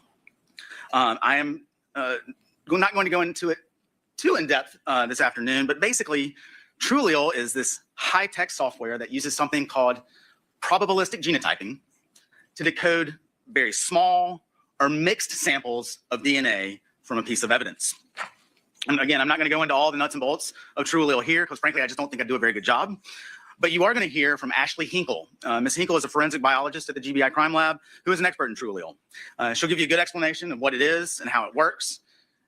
And ultimately, you're going to hear that all 3 swabs from the sexual assault examination of Ms. Baker were analyzed using true allele. Again, that same swab 2I, this is oral swab B. Again, the second fraction, separating male from female DNA. At least 2 individuals, we'll explain more later. Again, the major contributor based on the true allele results was Edrick Faust. The way true allele reports, ladies and gentlemen, is that the wording is significant. It's called a likelihood ratio. What Ms. Hinkle, I expect, is going to tell you that the likelihood of a match between Mr. Faust and the partial major profile in 2I is 30 octillion times more probable than a coincidental match to an unrelated person in the population. 30 octillion. Again, if I counted right, that is a 3 followed by 28 zeros. So 2J is another swab that was collected at the sexual assault kit from Dr. Falzon way back in 2001. We're going to explain more about what 2J is throughout the trial. First fraction, again, Tara, always Tara. The second fraction of 2J had the profile of at least 3 individuals. There's a match to Chris Melton. Make sure I get it right. 30 octillion times more probable than a coincidental match. And there's also a match to Edrick Faust. Likelihood ratio there. Your Honor, I would renew my request. My objection. Your motion is denied. Yes, ma'am. You may continue. The match to Mr. Faust here is 70 billion times more probable than a coincidental match. Then also, ladies and gentlemen, you'll hear about Truleal's analysis of the rectal swabs. Here, the second fraction had at least 3 individuals. There's a match to Chris Melton, a much lower number, 60,000 times more probable than a coincidental match. Going back, ladies and gentlemen, to 2J, the last one that I mentioned, it's a very important fact that I almost overlooked. Why would Chris's DNA be present in 2J? Well, I expect the evidence is going to show you that he and Tara had been intimate the weekend prior to her death. I expect that you'll hear that it's not uncommon for DNA to be found that far in the past, or when sex was known to have happened that far in the past. I expect you're going to hear the current guidelines for collection of evidence in cases like this is 120 hours. So that's 5 days. And again, Chris and Tara had been intimate the weekend before her death. So the rectal swabs, I don't want to spend too much time on it. Obviously, only Chris's DNA is found there. It's a very small amount. That's significant. You'll hear more about that later. Ladies and gentlemen, the evidence is going to be very clear that Chris and Tara were not engaging in anal sex. You're going to hear about a phenomenon known in the forensic community known as drainage. I guess an easier way to think about that is gravity. This is a known fact. Semen, just like any other physical object, is subject to gravity. And the vagina and the anus are in pretty close proximity. And remember how Tara's found in the floor of her bedroom. All right, so I'm nearing the end of our story. Armed with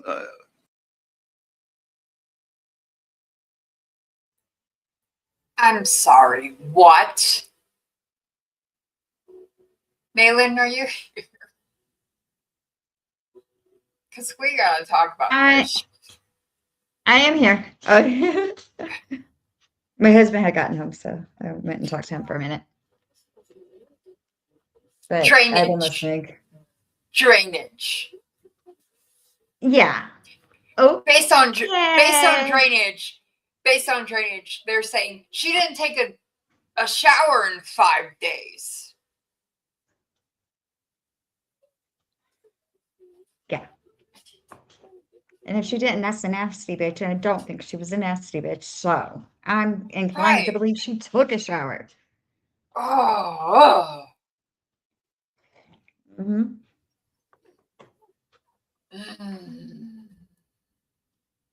Okay, sorry. No, you're fine. There's just aggravation city. Yep. Because Okay. Here we I have been listening. I'm just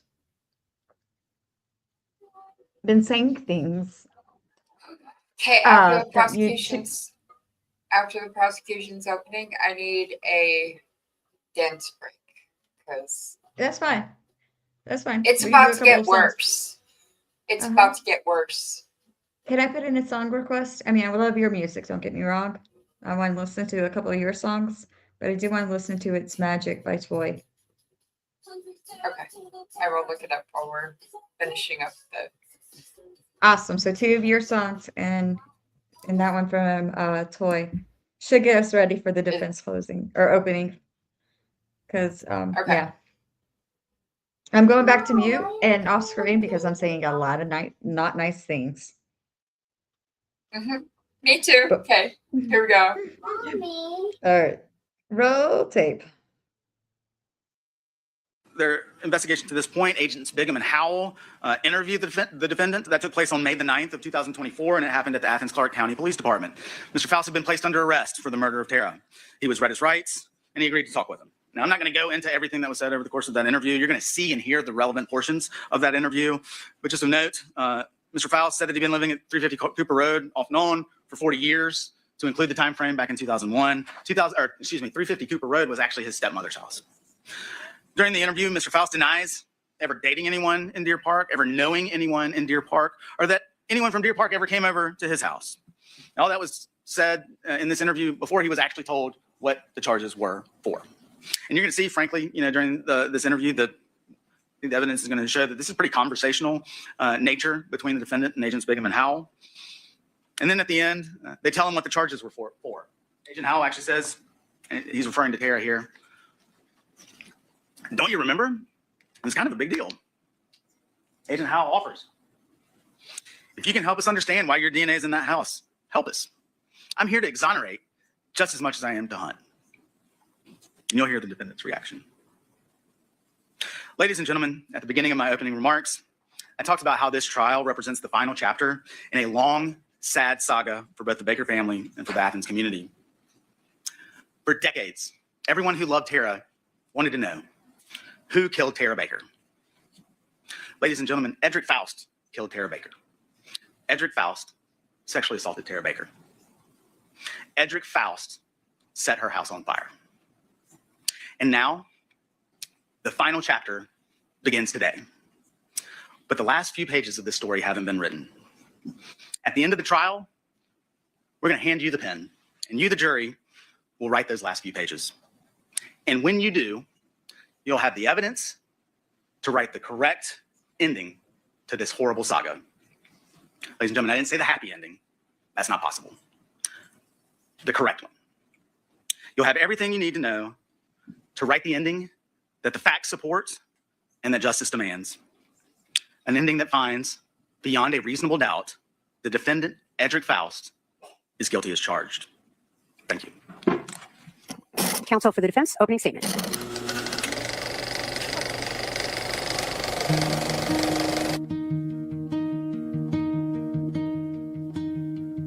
From Boston fog to courthouse stone, Aiden wore the truth like a coat.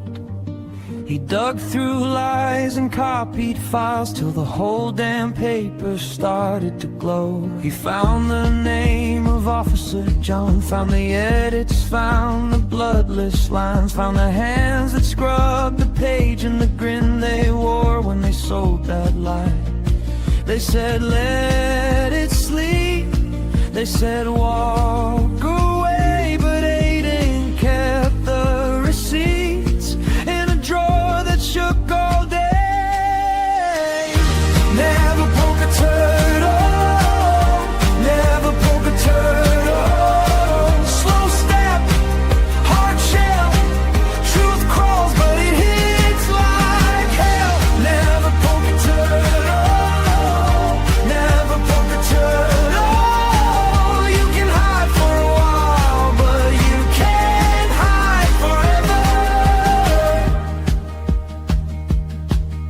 Commonwealth came with polished words and suits that fit a guilty frame. They leaned on names, they bent the facts, tried to bury John, then bury the blame. Aiden stood in the floodlit hall with his notes and a jaw like iron. He said, if you want this dead and gone, you'll have to kill every page I'm on. They locked the door.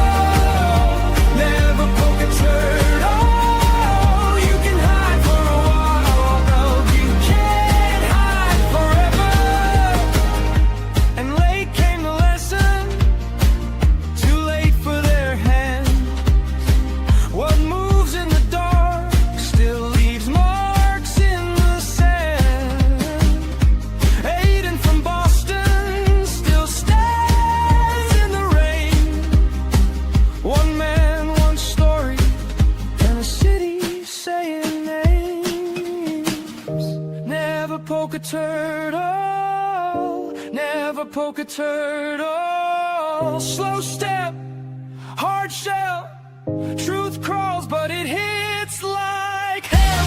Never poke a turtle, never poke a turtle. You can hide for a while, but you can't hide forever.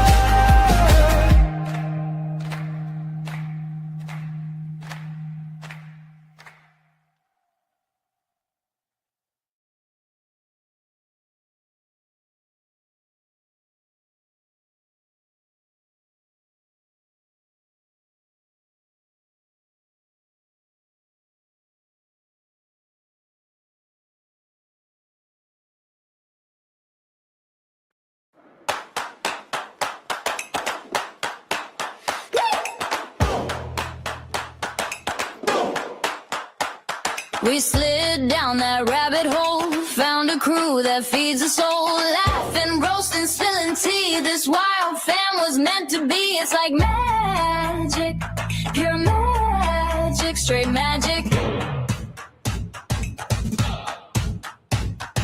Not some Hallmark movie scene. We're way too loud, we're way too keen. True crime jokes and midnight rants. We're chaos kings and spicy chants. It's like magic, pure magic, straight magic.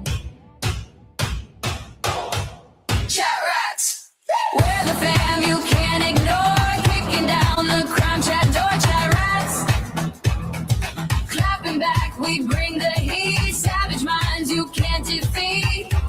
Chat rats, raise a glass, we own the night. 10 for 20, puff puff pass, that's right.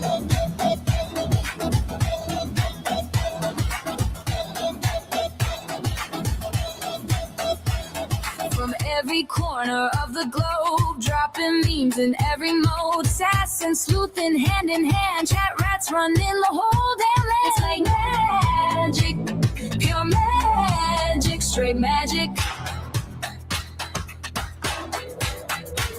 We're loud, we're wild, we're never tame. Dropping jokes while we're solving games. True crime sleuths with a side of sass. Raise your glass, chat rats got class. It's like magic, pure magic, straight magic. Chat rats, we're the fam you can't ignore. Kicking down the crime chat door. Chat rats, clapping back, we bring the heat. Savage minds you can't defeat. Chat rats, raise a glass, we own the night. 10 for 20, puff puff pass, that's right. Chat rats, chat rats, who we are. Chat rats, where we at? Right here, what we do. Crack facts, code we use. 10 for 20, light it up, puff puff pass.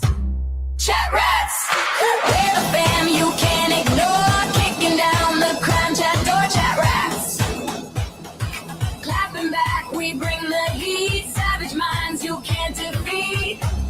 Chat rats, raise a glass, we own the night. 10 for 20, puff puff pass, that's right. Chat rats, chat rats. Tick, tick, tick, tick, tick, tick, boom.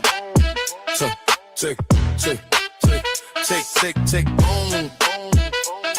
Tick, tick, tick, tick, tick, tick, boom. Pressure build, detonate. Tick, boom. Too late now, can't moderate. Tick, just give me flash. Let's go. Everybody talking.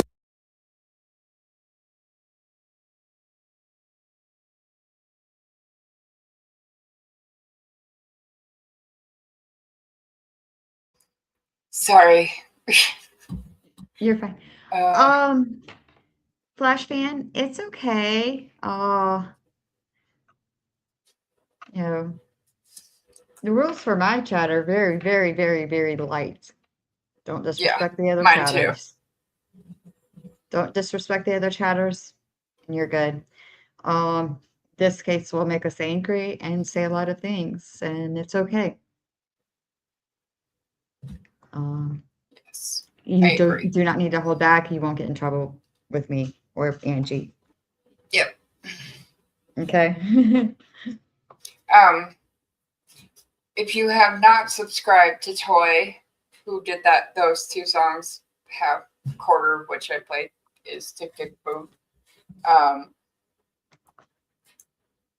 Please go subscribe. She makes fantastic music and has inspired me to make music. And I am dropping the link in the chats now. Okay, so Hired a lot of people to make music. yes. I'm gonna do the grifting thing again because I'm poor, as Danny likes to say. But anyway, really, I normally don't ask for specific amounts or anything. We had a mess up with my son. My son's on disability. There was a mess up with his money. We won't be getting it right away this month. And we rely on that. We rely on that a lot because otherwise it's just my husband's disability. So I'm not looking for thousands and thousands of dollars. I'm just looking to see if maybe you guys can help me out so I can keep doing this. If you enjoy our streams, if you enjoy my channel, if you know, things like that. I really do need help with StreamYard this month, as well as keeping my phone on.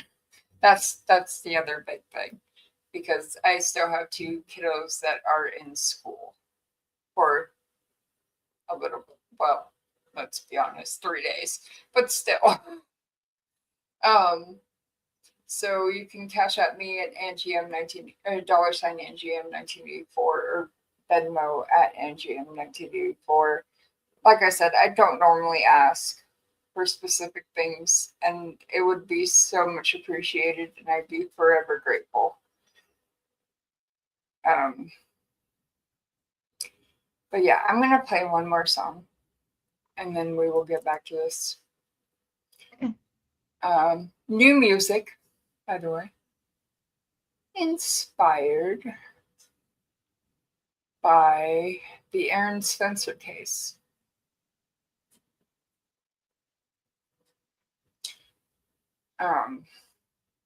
Yeah, so this one is called The Lone Oak Father. So here we go.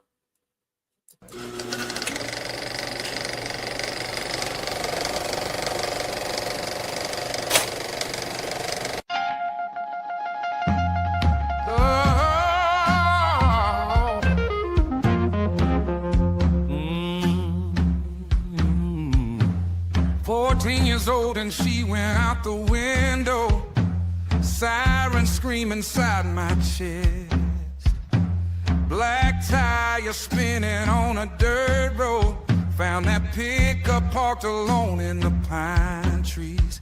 He had no right to breathe the air, he had no right to take what was hers. I saw the high beams, I saw the monster.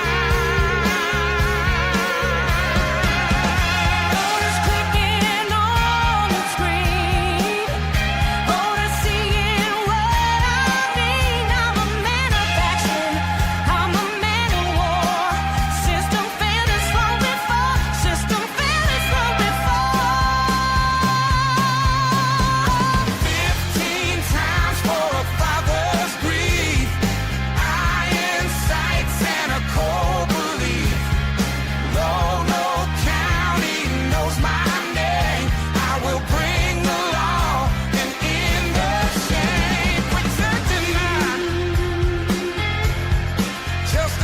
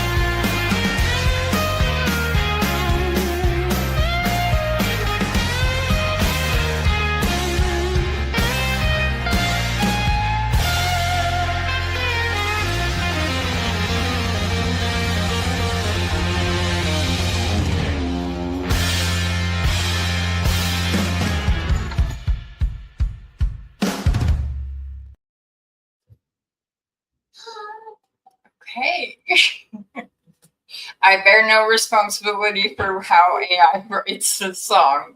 Believe me, my eyebrows raised the first time I heard it. But I think it's a banger.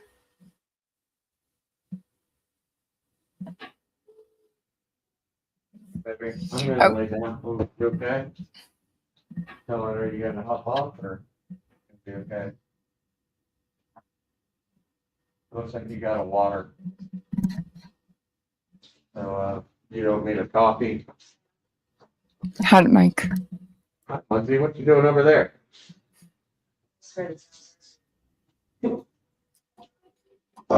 Yeah. Okay, let's get back to this. Okay, I am calm. I am relatively calm because I know what's coming. All right, here we go, y'all.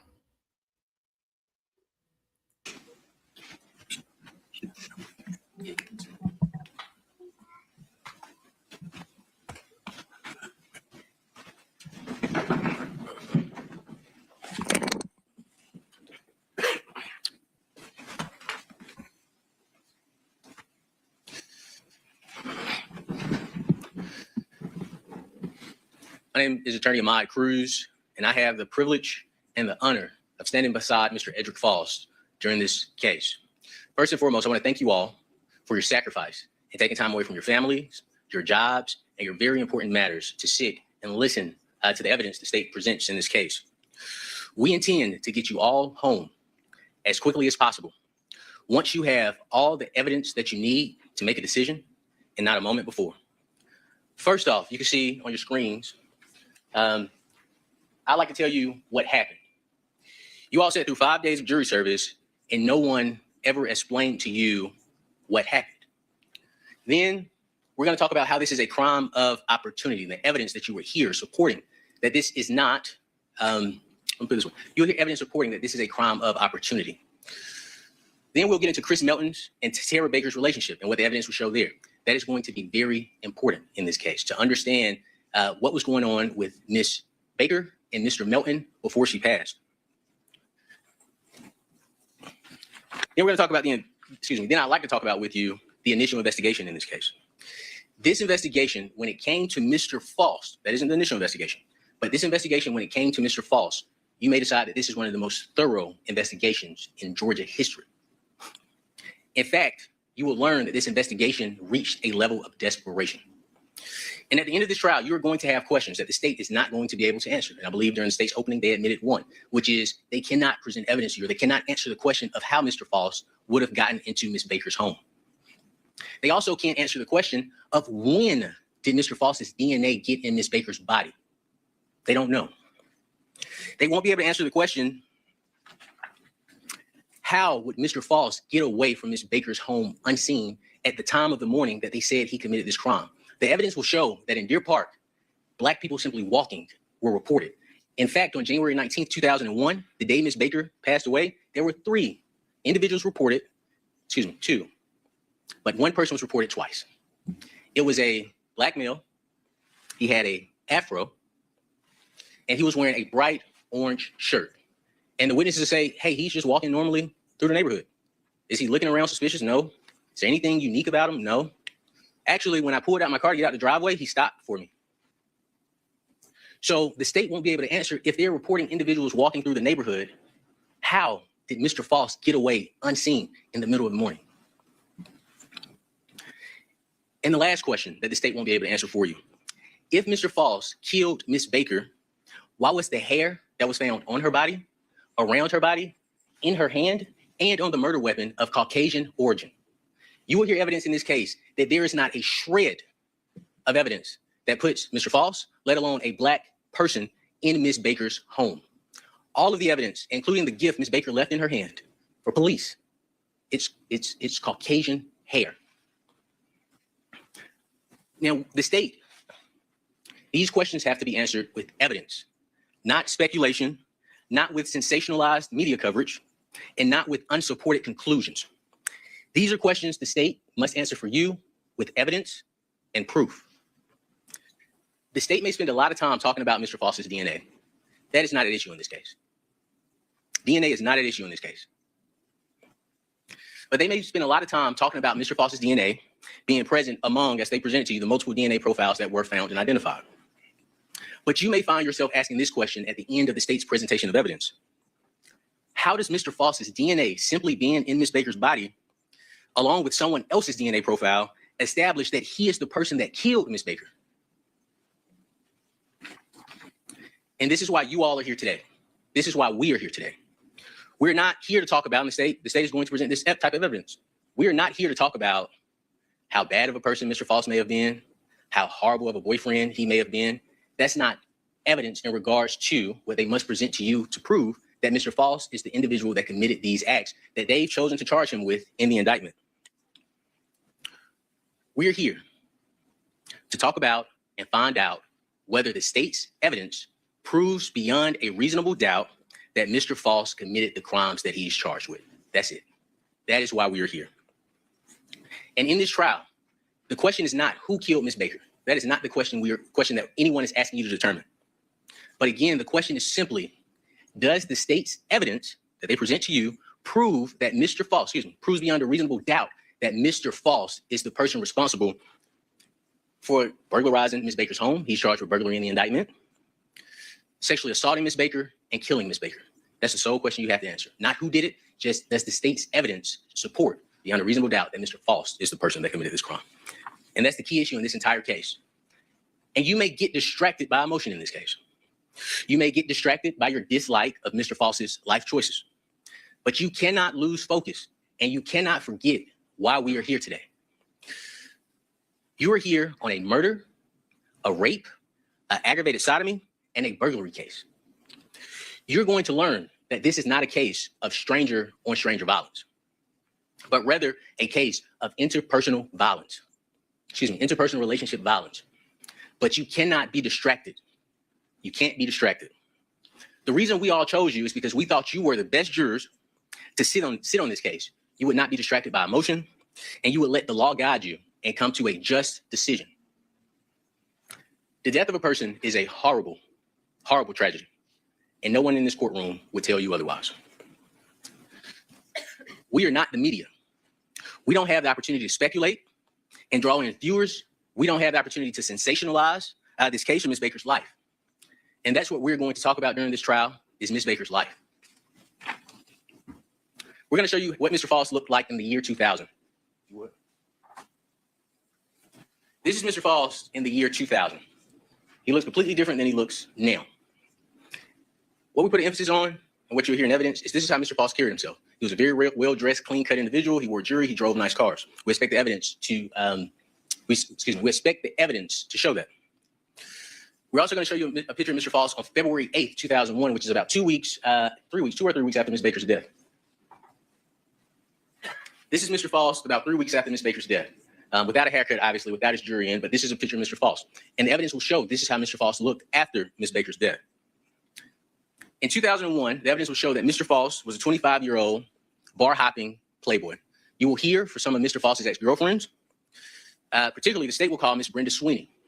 And you will learn in this case that the state, Ms. Elizabeth Bigham, she will testify that she's reviewed every single document in this case file. And based on her review of that information, what you will learn is that Mr. Faust did not stay at 350 Cooper Road. Mr. Faust actually stayed in Knollwood Apartments with his girlfriend, Ms. Brenda Sweeney, at the time. And this is information that the state has had before today and during the entire pendency of this case. So what happened? That's the question that we're here to figure out. What happened with Ms. Baker? This is Ms. Baker shortly before she passed. This is her law school photo that she took while she was a student at the University of Georgia. And these are Chris Melton's hands after Ms. Baker's death. So Ms. Baker was killed on January 19th, 2001. These photos were taken on January 21st, 2001. This is Mr. Melton's left hand. These are Mr. Melton's right hand. During this trial, you will learn the nature of Ms. Baker's death. It was an overkill. And what we mean by that, it was terrible. That's the best word I could use. It was terrible. It was a horrible death. Ms. Baker was not only unalived, but the person who did this to Ms. Baker, they beat her, they punched her over and over and over again. And you will hear from the medical examiner the injury she had to her face. Her eyes were swollen and blackened. And then this individual, and we don't know the order, but this individual, this sick individual, then took Ms. Baker's printer cord and wrapped it around Ms. Baker's neck. And he laid on top of Ms. Baker as he pulled the opposite ends of that printer cord, strangling her. That individual, at some point, again, we don't know the order that this took place, but these are the things that took place. This individual at some point walked to Ms. Baker's kitchen, pulled out a knife out of her knife block, and then stabbed Ms. Baker in her neck. And you'll hear that Ms. Baker was stabbed on the right side of her neck. This wasn't enough for this individual. This individual then went into the living room of the home, took Ms. Ashley Hall's chenille blanket off of the couch, went and turned on the eye of the stove. They put the blanket on the stove. And when this blanket caught ablaze, what occurred was this person walked back into Ms. Baker's room while Ms. Baker laid on the floor, still grasping for air. You will hear that there was a shoot in her lungs. He places this blanket on the bed. And then this person takes your laptop. You will hear back in 2001, laptops, cell phones now are like laptops. Back in 2001, laptops were like cell phones. They have all your personal information. But this person takes her laptop, he then closes her door, locks it, goes to her bathroom door. You saw a picture of it in the States opening. Closes the bathroom door, locks it, and takes his time to clean up Miss Baker's house. As the state mentioned in their opening, this person wiped down the door. This person wiped down the stove handles. This person wiped down the back door. This person wiped down the window sill. And when firefighters, obviously fired a couple hours later, fire burst through the roof, you will hear from firefighters that in order to get in this home, they had to kick in the door. And it was deadbolt locked. And the type of doors you'll learn that Ms. Baker had, the top lock has a key that you can put in. You have to unlock it to unlock the deadbolt. The bottom lock from the inside, you just twist it. They have to kick in the front door. It's deadbolt locked. And the back door, there's so much smoke, and the state says in there, there's so much smoke in the house, the firefighter goes to the back door to unlock the door, and the deadbolt is locked on the back door. But what you will hear is that when firefighters found Ms. Baker, the individual that did this to her, this was somebody she was comfortable being naked with. The state is not going to present any evidence that clothes were ripped off of her. The state is not going to present any evidence that clothes were found near her. The state is not going to present any evidence that a towel was around her. She was completely nude. No clothing around her body at all.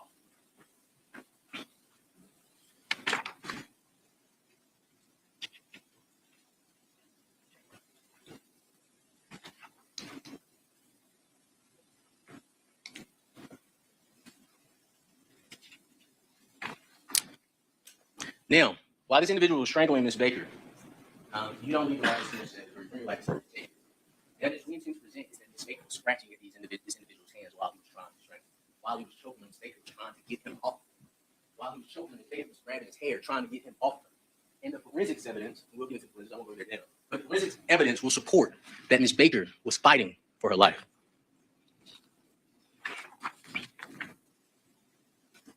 Now, I mentioned the back door, that the back door was deadbolt locked. You will hear from a young lady by the name of Ms. Kishana Armstrong. She's Ms. Baker's neighbor. Okay? Ms. Baker stayed at 160 Fun Drive. Ms. Armstrong stayed at 140 Fun Drive. So if you're looking at this map, Ms. Baker's home is here where the blue tarp is. Ms. Armstrong's home is right here. And what Ms. Armstrong can tell you, and this is the same thing she told law enforcement 20 plus years ago that they ignored, was that, hey, it was 7:45 in the morning.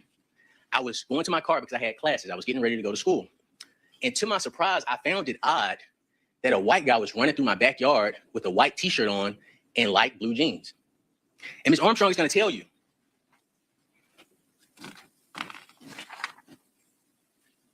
You'll see a photo of it. But Ms. Armstrong is going to tell you, she's going to testify. And what she'll tell you is this person, you can't remember the face because it's been 24 years ago. And you'll learn police never followed up with it. They never showed her a photograph of Chris Melton. And as the state said, Chris Melton was the center of the investigation, right? But they never showed her a photograph of Chris Melton. They never gave her a photo lineup. They said, hey, you recognize anybody in the photo lineup?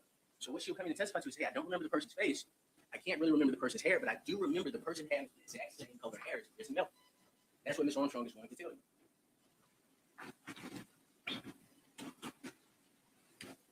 This is Chris Melton back in 2001.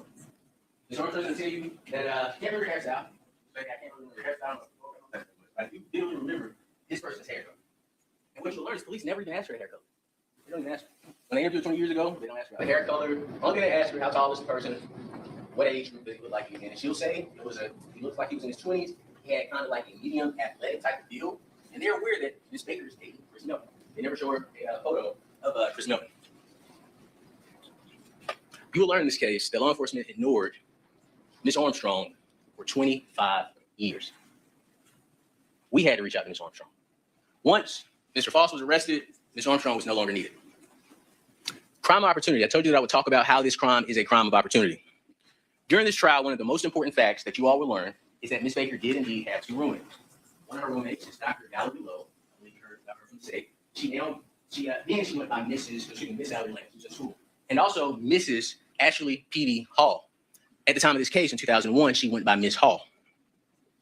You will learn that each girl had a boyfriend. We were counting Ms. Baker and Mr. Maelynn.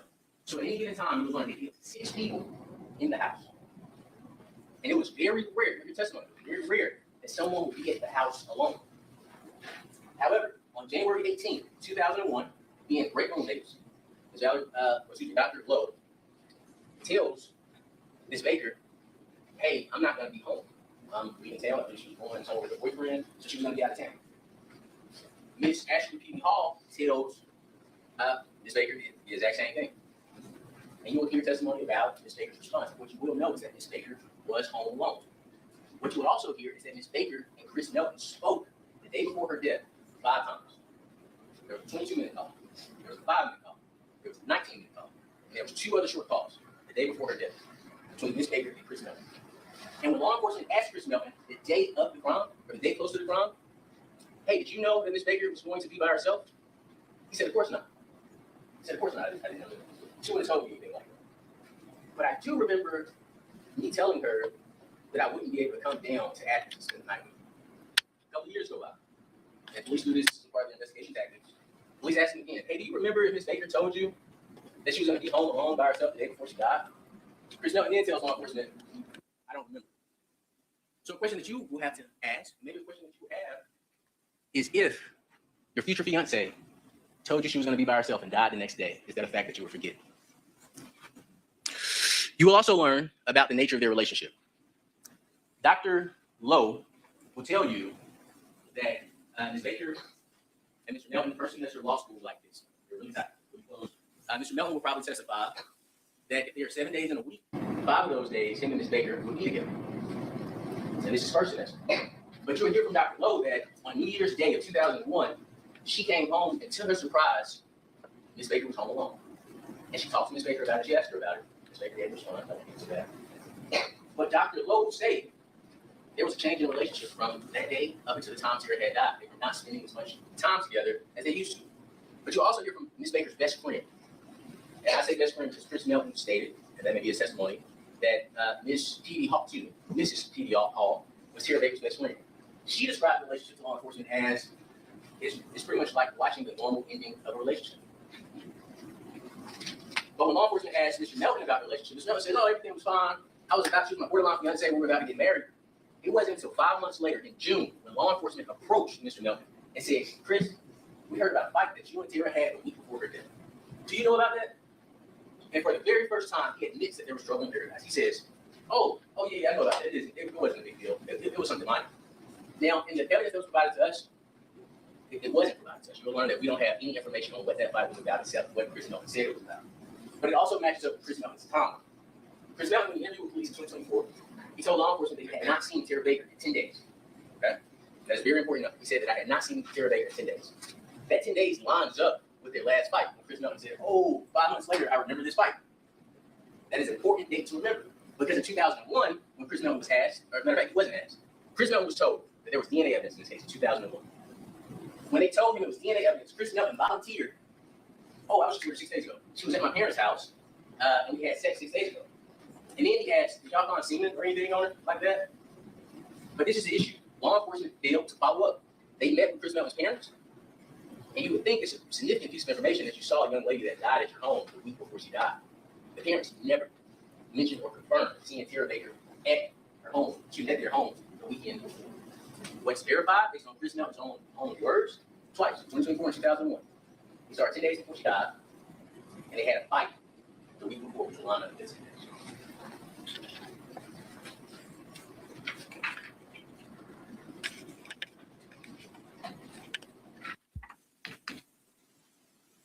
I promised you that I would talk to you about Chris and Tara's relationship.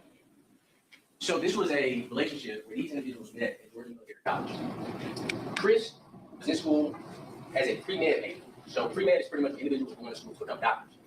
Tara was in, excuse me, Miss Baker was in school to become a lawyer. So these individuals were equally yoked. Miss Baker graduated school, and of course, as you know, she entered law school. Mr. Melton dropped out of school. And what happened when Mr. Melton dropped out of school? Miss Baker, she moved to Athens to attend law school. And I'm sure Chris Melton, he had an amazing woman, he followed. And he didn't follow and move in with Miss Baker. What he did, he followed and moved into a room with someone else that Miss Baker introduced him to. And you will learn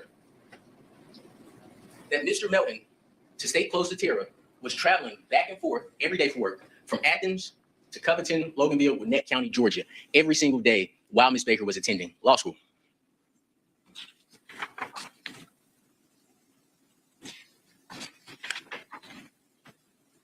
You will hear that towards the end of 2000, as I mentioned, that Miss Baker was distancing herself from Mr. Melton, and she was developing a friendship with another individual, an individual that was in her profession. Her roommates will also tell you that the relationship with Mr. Melton was coming to an end. Now, this is the biggest thing I want you to focus on during the closing. Excuse me, during the evidence. Is Chris Melton's behavior after Miss Baker died. This is going to be extremely telling evidence. Miss Baker dies on January 19th. On January 25th, Mr. Melton goes to Miss P.D. Hall's home to spend the weekend with her and her boyfriend, the family. On the 25th, he calls a girl by the name of Lisa Tucker and invites her on a lunch. He goes on a lunch. I'll say that he goes on a lunch. I don't want to say anything. We're talking within a week of this borderline fiance dying. Then on this next day, after he set up a lunch with Miss Lisa Tucker, he then calls a woman by the name of Holly Hufford and sets up a lunch with her as well. And Miss P.D. Hall went to this lunch with Chris and Miss Holly Hufford. She took her boyfriend at the time, Chris Hall. And what she'll tell you, or what the evidence will show, is that during that lunch, Miss P.D. Hall witnessed Mr. Melton flirting with Holly Hufford and even rubbing Miss Holly Hufford's back a week after his girlfriend has just died. And when Miss Ashley P.D. Hall says, all right, me and Chris are leaving, Chris Hall, her boyfriend was Chris Hall. Me and Chris are leaving, Mr. Melton explained to them that he was going to stay and hang out with Miss Hufford. And this, again, is within a week of his borderline fiance being brutally murdered.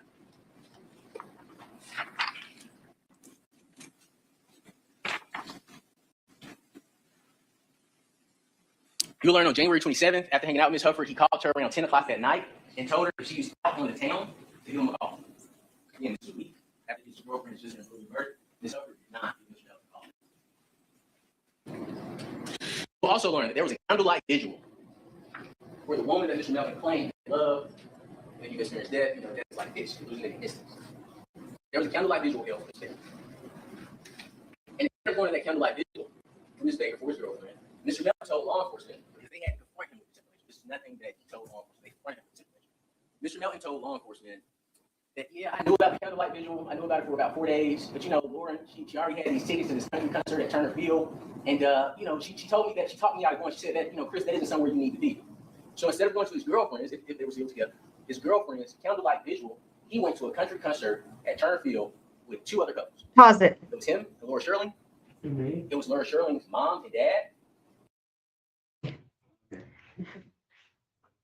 What the actual fuck? Did I hear that correctly? He decided that.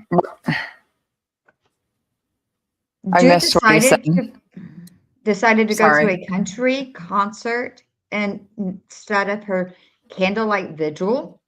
Yes.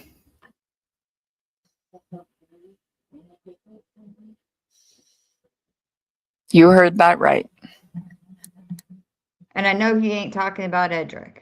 He's talking about her boyfriend, Chris. Yeah, he's talking about Chris Melton. Yeah.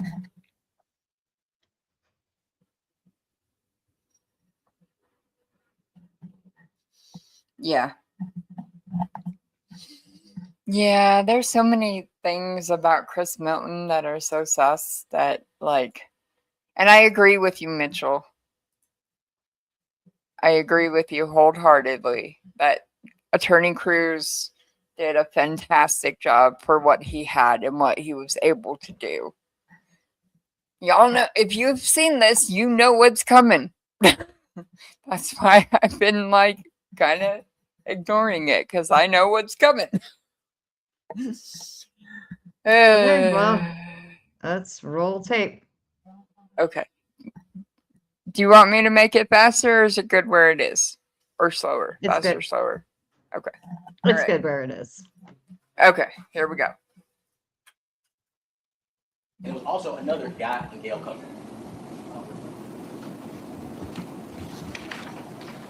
You, the jurors, will have to decide if Chris Melton's actions after Ms. Baker's death were consistent with someone who had suddenly lost their future wife. Next, I'd like to talk to you about law enforcement's failures. And there was a lot of failures in this case. During the trial, you will learn this case is not simply about my client, Mr. Faust. This case is not simply about Mr. Melton, nor is this case simply about Tara Baker. You will learn that this is a case of law enforcement neglect and failure. The evidence will show while this entire community was in dread and fear, law enforcement had enough evidence supporting that the person that killed Ms. Baker was right in front of them. But because of the cameras, because of the media attention, and because of the sensationalism, they have Mr. Faust sitting in that chair. The evidence will show that law enforcement knew, this is information they're aware of, law enforcement knew and ignored, as I mentioned, that all the human hair found on her body that did not belong to Ms. Baker was of Caucasian origin. You will not hear a shred of evidence that there's an African-American man's hair on Ms. African-American's hair on Ms. Baker's body. And the reason I'm showing you a photo of Mr. Faust with the afro is because he had a lot of hair. The evidence will show that law enforcement conducted a DNA test. A DNA test was done. This isn't the first DNA test. A DNA test was conducted on a pubic hair found on Ms. Baker's butt. Now, in this case, and the state has already told you this, so I'll follow up with it. In this case, it is undisputed that Ms. Baker was sexually assaulted anally. A piece of evidence that law enforcement had was a pubic hair was found on her buttocks. They conducted a mitochondrial DNA test on this hair. And the results of the test was that Mr. Melton could not be excluded as the contributor of the hair. This is information law enforcement had. Law enforcement knew, and this science is now not good science. I do want to be very clear with you. So we're not talking about it because of the scientific purposes. We're talking to you about it because they knew this information and ignored it. There was a hair found on the murder weapon, Ms. Baker's murder weapon. So on the cord that was used to strangle her, the cord block was next to Ms. Baker's head. I'm sure you'll see photographs of how Ms. Baker was found. On this block, they found hairs, human hairs. And one of the hairs, they did a test. It's not good science anymore. We're not that clear. But at the time of 2001, law enforcement knew that that the scientists had determined that this hair was similar to Chris Melton's hair. Law enforcement ignored it.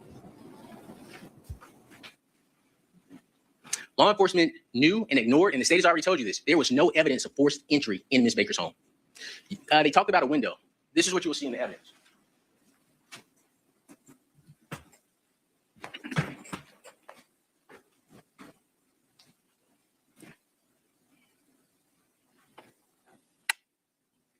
Can we?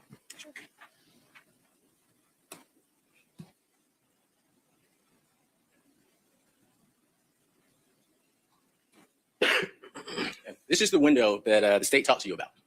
It's not the best picture, but what you'll see is there's a screen in this window. Because they could not figure out how the person got into the home, they started going around the house and they saw a bent screen. You'll hear they saw a bent screen.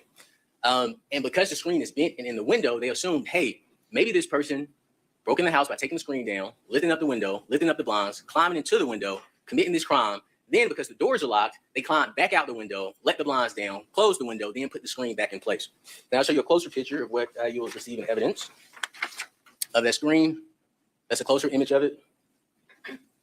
And this is one more image of that screen as well. And it's just showing the shape it was in when law enforcement saw this screen window.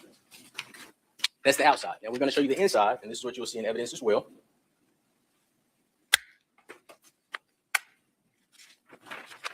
This is the inside of that window. Chair in front of the window, blinds down, unruffled. But this is how they're alleging Mr. Faust entered into Ms. Baker's home and exited Ms. Baker's home to commit this crime.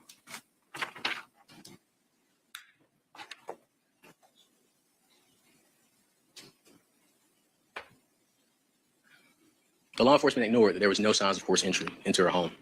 They ignored that both the front doors were deadbolt locked and the back doors were deadbolt locked.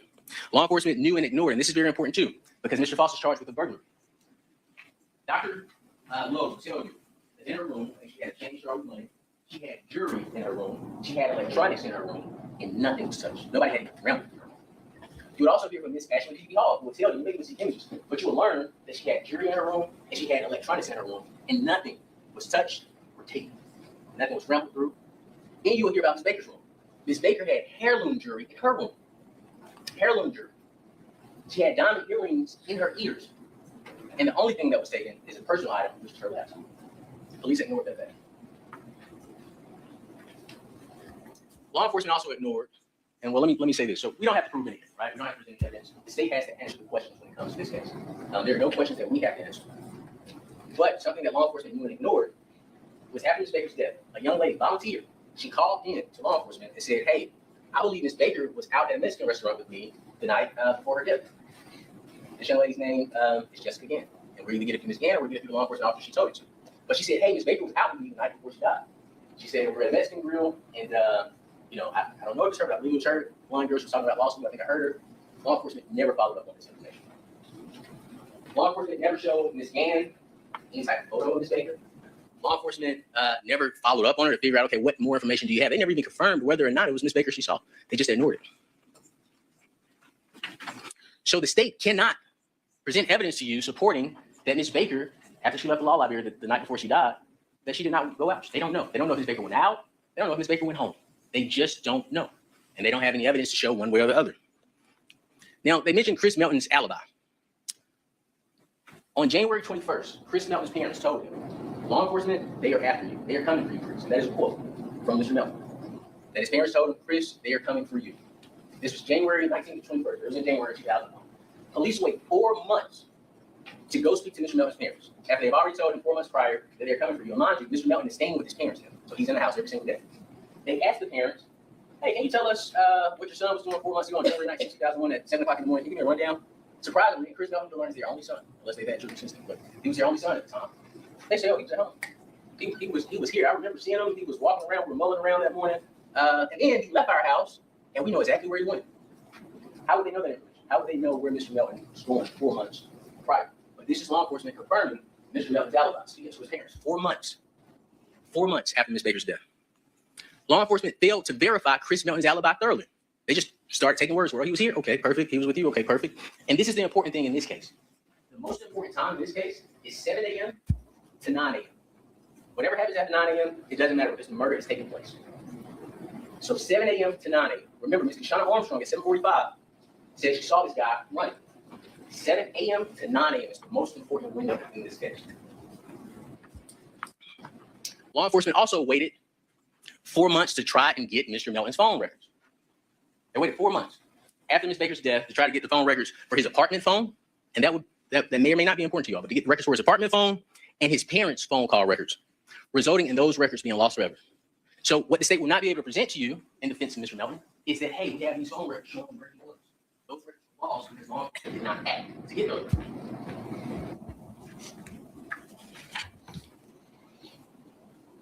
This is the most important thing. So they showed you all a map of Ms. Baker's home in Cooper Road, and they showed you where Mr. Faust's home is located. Y'all remember that? It's in the box? Okay.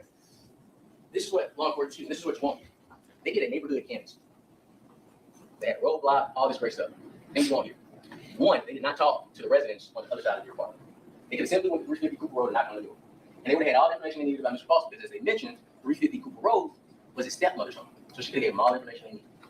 Two, law enforcement was aware, as you would hear Ms. Stevens say that, hey, I've looked at every document in this case. They were aware that Mr. Faust or his grandmother, if they notated them, I don't know how good their notes were, but those were not two individuals that were notated as individuals that they spoke to around the time of Ms. Baker's death. But this is a fear of theirs, because they're saying that Mr. Faust stayed a block away. They're basing that on him saying, hey, I stayed at this address for a year. But again, they didn't go and interview those. They interviewed people in Deer Park in the neighborhood that Ms. Baker stayed in.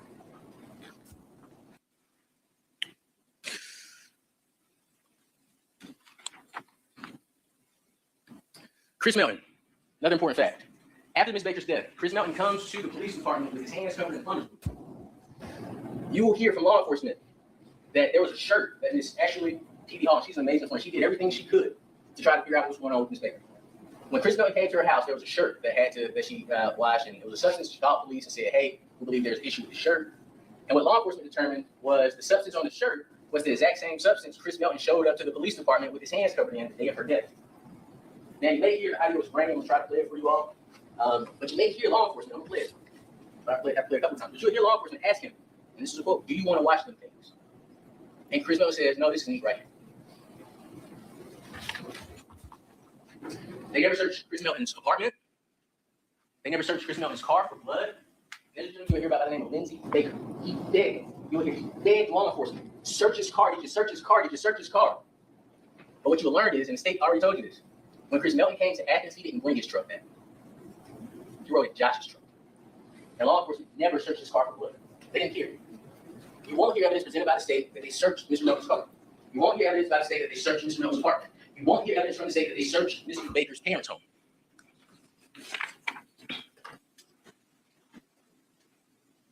In regards to the claim that that Mr. Melton made that he saw Ms. Baker 6 days before her death, law enforcement never attempted to confirm that. They just took his word for it.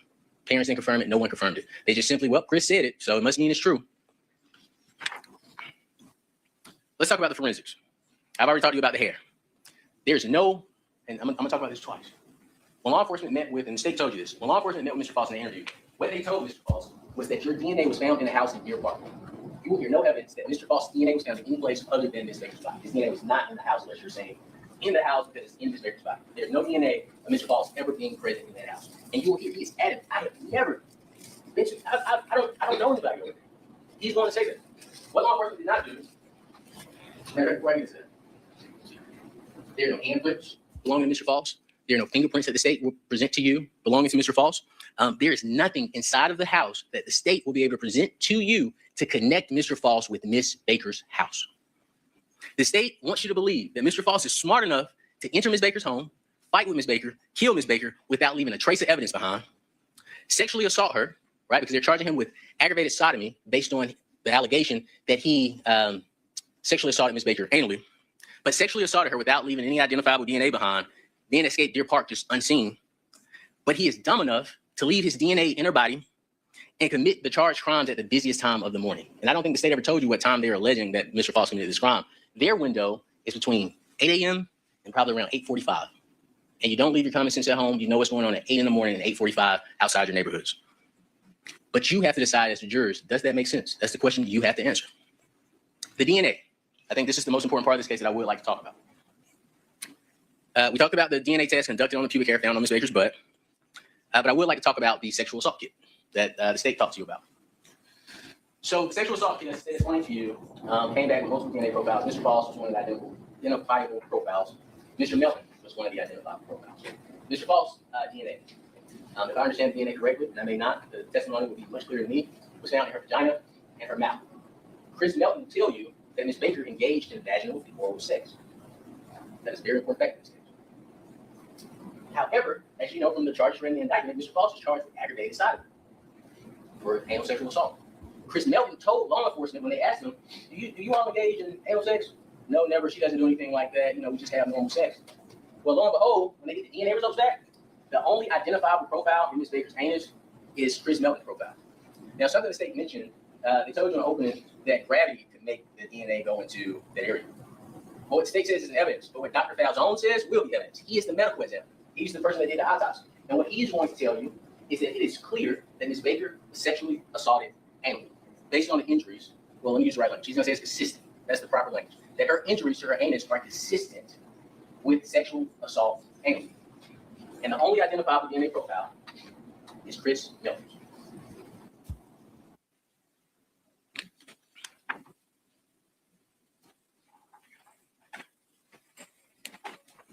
The state will not present any evidence to you supporting that Mr. Faust ever engaged in anal sex with Ms. Baker. It is important that you focus on the evidence that is presented. He is charged with aggravated sodomy, and his DNA is not even identified. All right?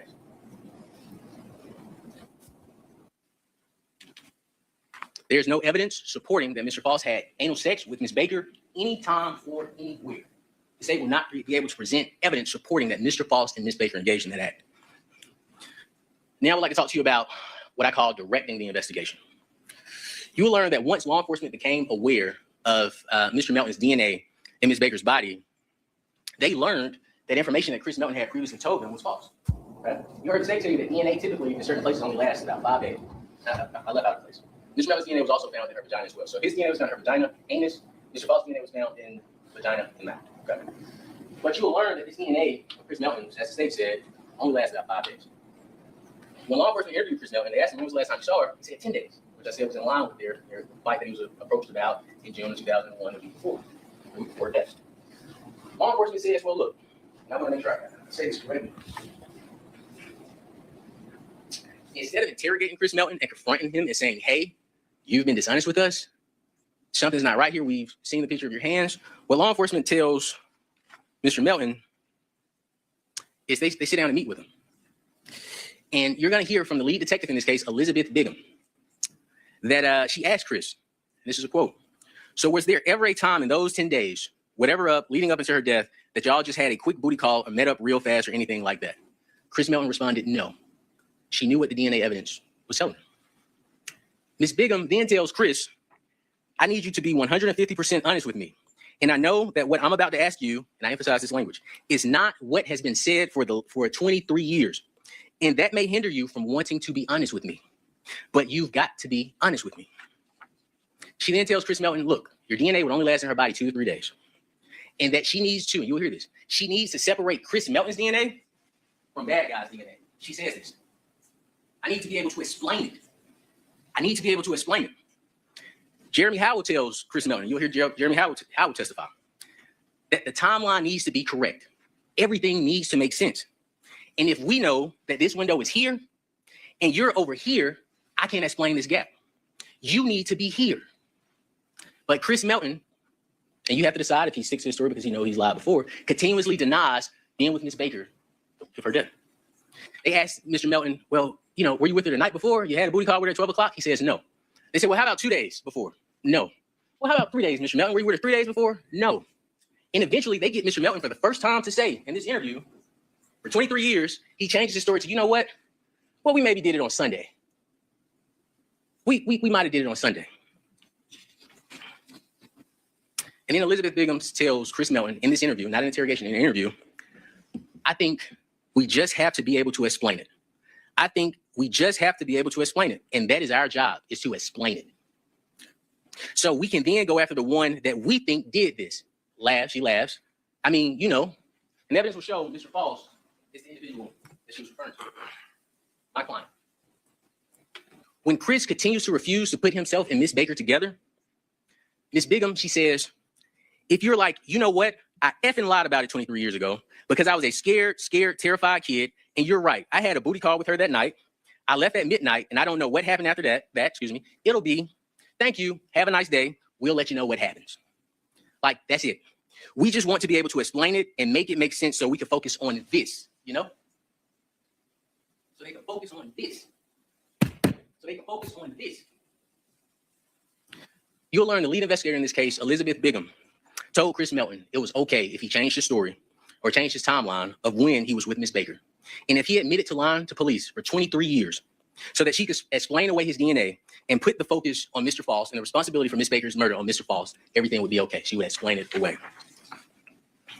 When Mr. Melton would not help Miss Bigham explain away his DNA, despite the 23 years of conflicting statements from Mr. Melton, and evidence, and you have to decide, but evidence pointing away from Mr. Faust's involvement in this case, the allure of being a hero, the allure of being on TV, being the officer to solve the 23-year-old Tara Baker case became too strong.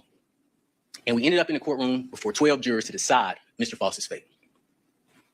The allure of being on TV became more powerful than following the evidence. And on May 9th, 2024, while Mr. Faust had just finished working, he's at Walmart buying a Simply Lemonade, police cars swoop in on him and put him in handcuffs and arrest him.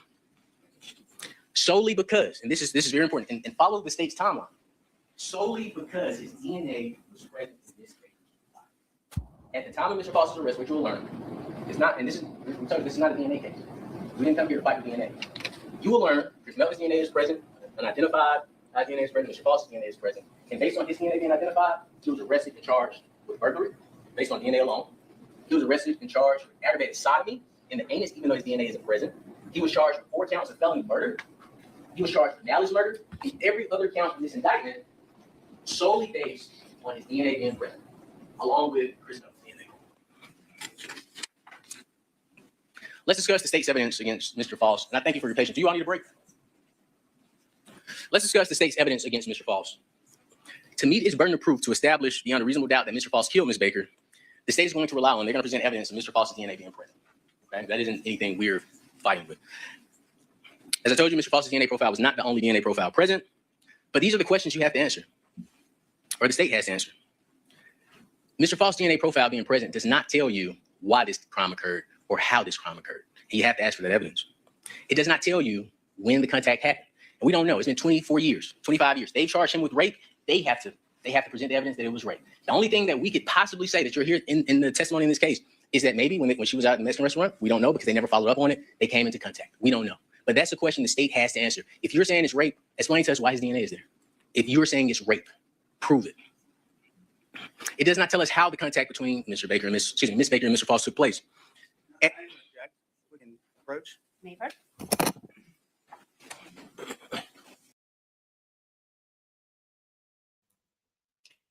Okay. So I know what's coming. For those that have seen this, you know what's coming. Take a deep breath. Okay. Let's get back to this. Hold on to your bootstraps.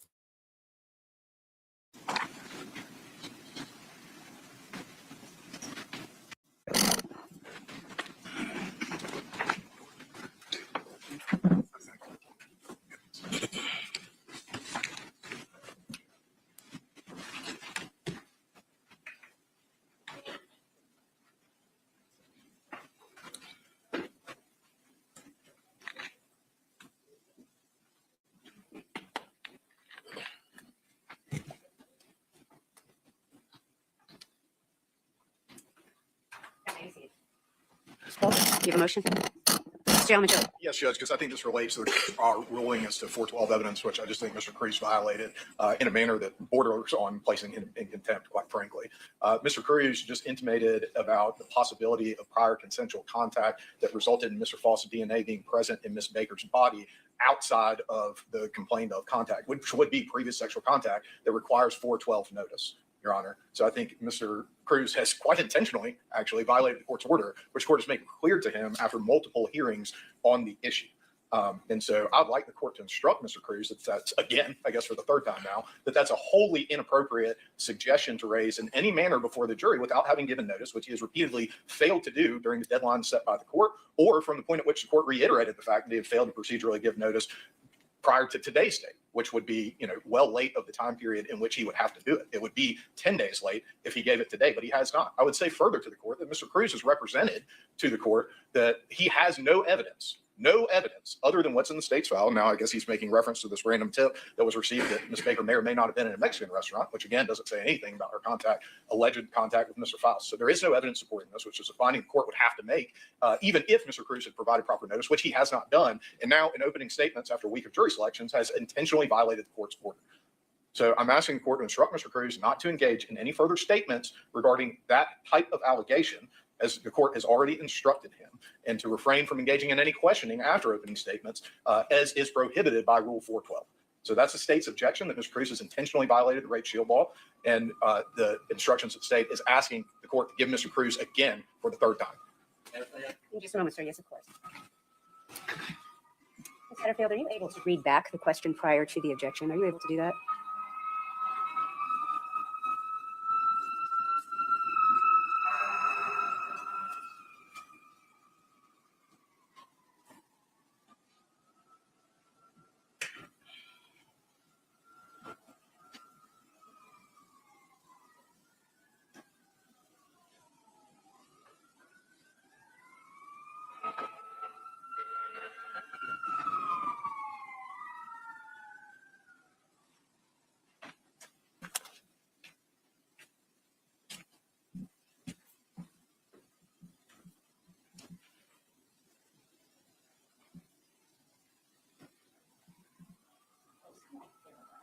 Would you mind reading that to the court? Thank you.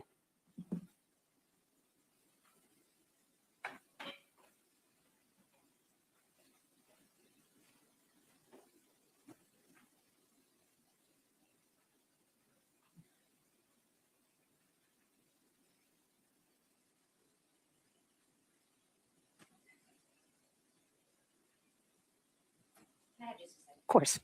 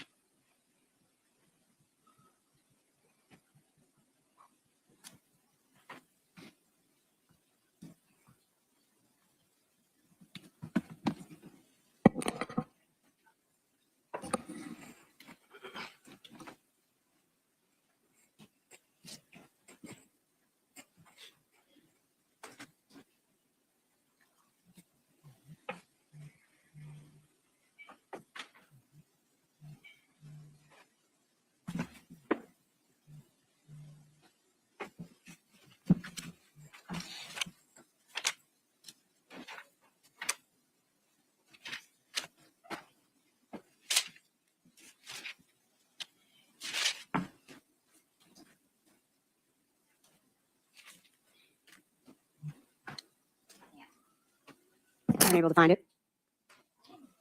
If you can't, that's fine. I'll go ahead and ask the state for something. I'll let Mr. Cruz respond. If you can't find it, that's fine. I am going to go back on the record when you're ready. You good? Thank you for trying. Okay, thank you. Mr. Yalmanchili, please tell the court exactly what you feel, the words that you feel Mr. Cruz deliberately said to violate the order that the court gave. Yes, Your Honor. So Mr. Cruz initially said the state can't prove when it is that Mr. Faust's DNA entered Ms. Baker's body. Mr. Cruz then said the police didn't follow up on this tip about the Mexican restaurant. Mr. Cruz then said it's the state's burden to prove that, and then said something to the effect of it could have gotten there when they had contact at that Mexican restaurant the night before the incident, essentially. Now that's paraphrasing, but Mr. Cruz stated that there was a separate time when Mr. Faust could have had contact with Ms. Baker in a manner in which DNA would have been found in her mouth and in her vagina that is a match to Mr. Faust, which they are not contesting, Your Honor. So I think that is pretty clearly a violation of 24-4-412 when no prior notice has been made and no showing of competent evidence showing that would pass 403 examination has been presented to the court as required by 412. So that's the actions that I think that Mr. Cruz has taken in order to intentionally violate the court's previous instructions. All right, thank you. Mr. Cruz. So part of the state's case, Your Honor, is that Mr. Faust and Ms. Baker doesn't know each other. Okay, I was telling them that one time, they could have had contact with each other at this restaurant. The court explicitly told me, or explained to me orally, that I could not make an argument about consent. So I did not make an argument about consent. A big part of their case is there's no way possible the issue can bring to you. I'm just addressing that fact. Nothing in regards to the unlawful order regarding force will or in regards to argument of consent. Now, I am arguing as a court heard that the state's burden to prove that occurred. That's as far as I understand that I'm lawful to go considering unlawful orders beyond arguments. Mr. Cruz, what would be the purpose of even mentioning the possibility of prior contact if it wasn't to violate the court's order? Because the state's position is simply that these two would never run into each other. We're just getting that way. All right, thank you. Yes, sir. And Your Honor, since it is my motion, that is a complete and total misrepresentation of what just happened. Mr. Cruz was talking about the DNA and the fact that the state's contention is that the DNA came into Ms. Baker's body when his client was raping, sodomizing, and then murdering Ms. Baker.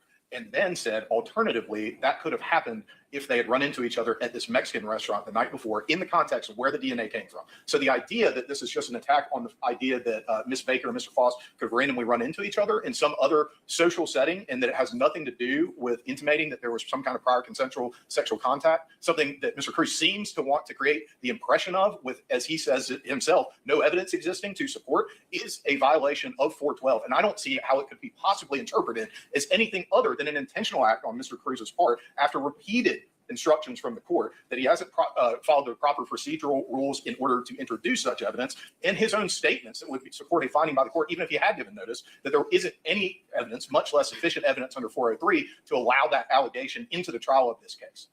Thank you. Yes, sir. And Mr. Yalmanchili does get the last word. It's his motion, but go ahead. I think the prosecutor's taking my statement and the actual is reached. There's evidence in the case. If one of their positions is that, hey, these people have never came into contact with each other, we're allowed to rebut evidence by saying, hey, they never had contact. I am not speaking of sexual contact. I am speaking of proximity. The state's position is simply there's no judgment on life. For the state to get up and say, hey, this attorney should be held in contempt with its made statements about DNA and saying that, hey, they could have had contact with each other. I didn't say they had sex at the Mexican restaurant. All I'm going to say, hey, there's a chance these two were around each other. I understand the other court's rule, but to get up, object, and say, hey, this attorney should be held in contempt and intentionally violate the court's order, that is not this. I have not said one time in this whole thing, consistent with the court's order, consistent with my understanding of 412, that Mr. Faust and Ms. Baker had sex. What I've said is the state ain't charging them with this offense, so they have to present evidence to support their allegations. And I've said it most different ways. That's exactly what the position is not. Yes, sir. Anything else? Your Honor, Mr. Cruz just said that it was about the DNA in his response. There is no other way to interpret DNA that is taken out of an oral sample and a vaginal sample that is male DNA other than claiming some sexual act. So I think not only is Mr. Cruz intentionally violating the court's previous orders, he's also being disingenuous in his representation of what just occurred in the courtroom, which the court saw for itself. All right, thank you. That's all. All right. With regard to this particular moment, Mr. Cruz, we have had discussions about this issue.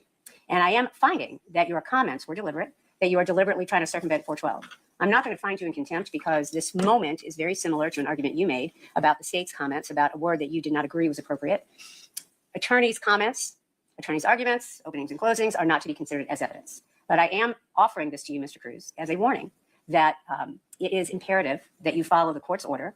I've made several rulings with regard to this case. You are not allowed to talk about any issues of consent. You are not allowed to circumvent 412 without a proper motion. You have not filed a proper motion with regard to 412. If you do, the court will hear it. The state is correct. Even if we do hear a 412 motion, you have to have evidence supporting your motion. It can't just be something that you throw out there and assume that is something that could be properly admitted. But until a motion has been filed by the defense regarding 412, my order stands, and you are not allowed to go down that road. Am I clear about that, Mr. Cruz? All right, thank you. You may bring the jury. You may bring the jury back in. Thank you. I don't want to catch this bitch.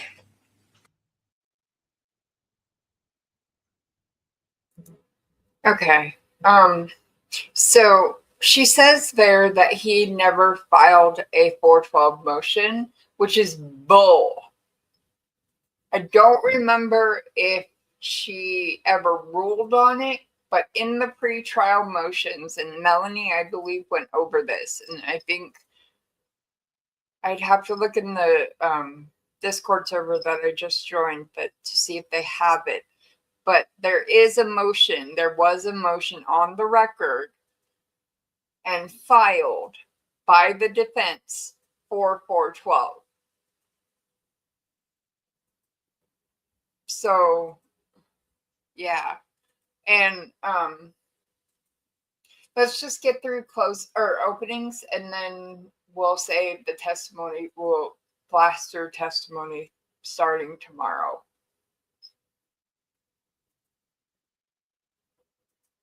Also, programming note, for those that don't know, I don't know if have I announced this yet? I don't think I have. We are holding a fundraiser for Edrick's appeal fund, tentatively scheduled for June 12th, starting at 6 p.m. Eastern. Yeah. So, Yes, and he has the hearing for the motion for a new trial that day.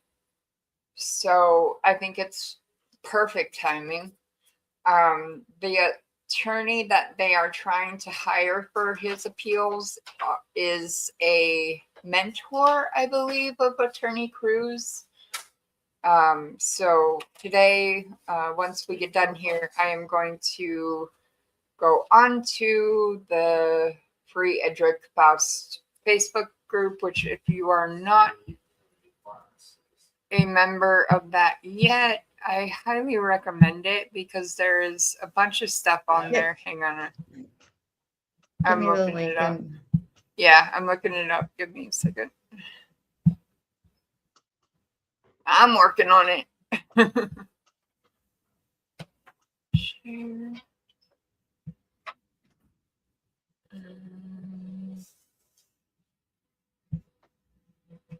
That might be who it is. I don't know.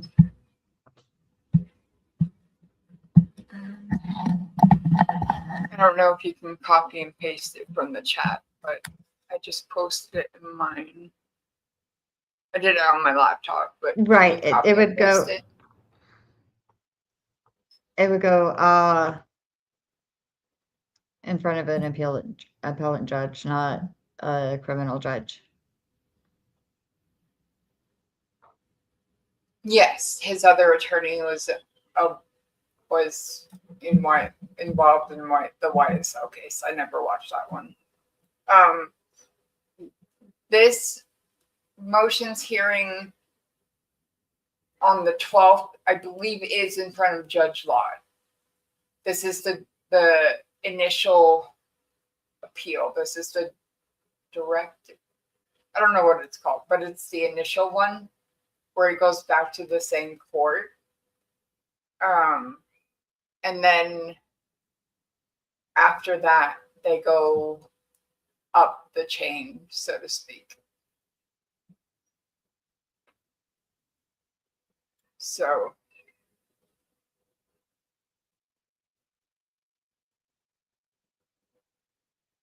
yeah. So, all right. let's get back to this because I believe we're almost done with closing. Or why do I keep saying closings? Darn it. Openings. Here we go.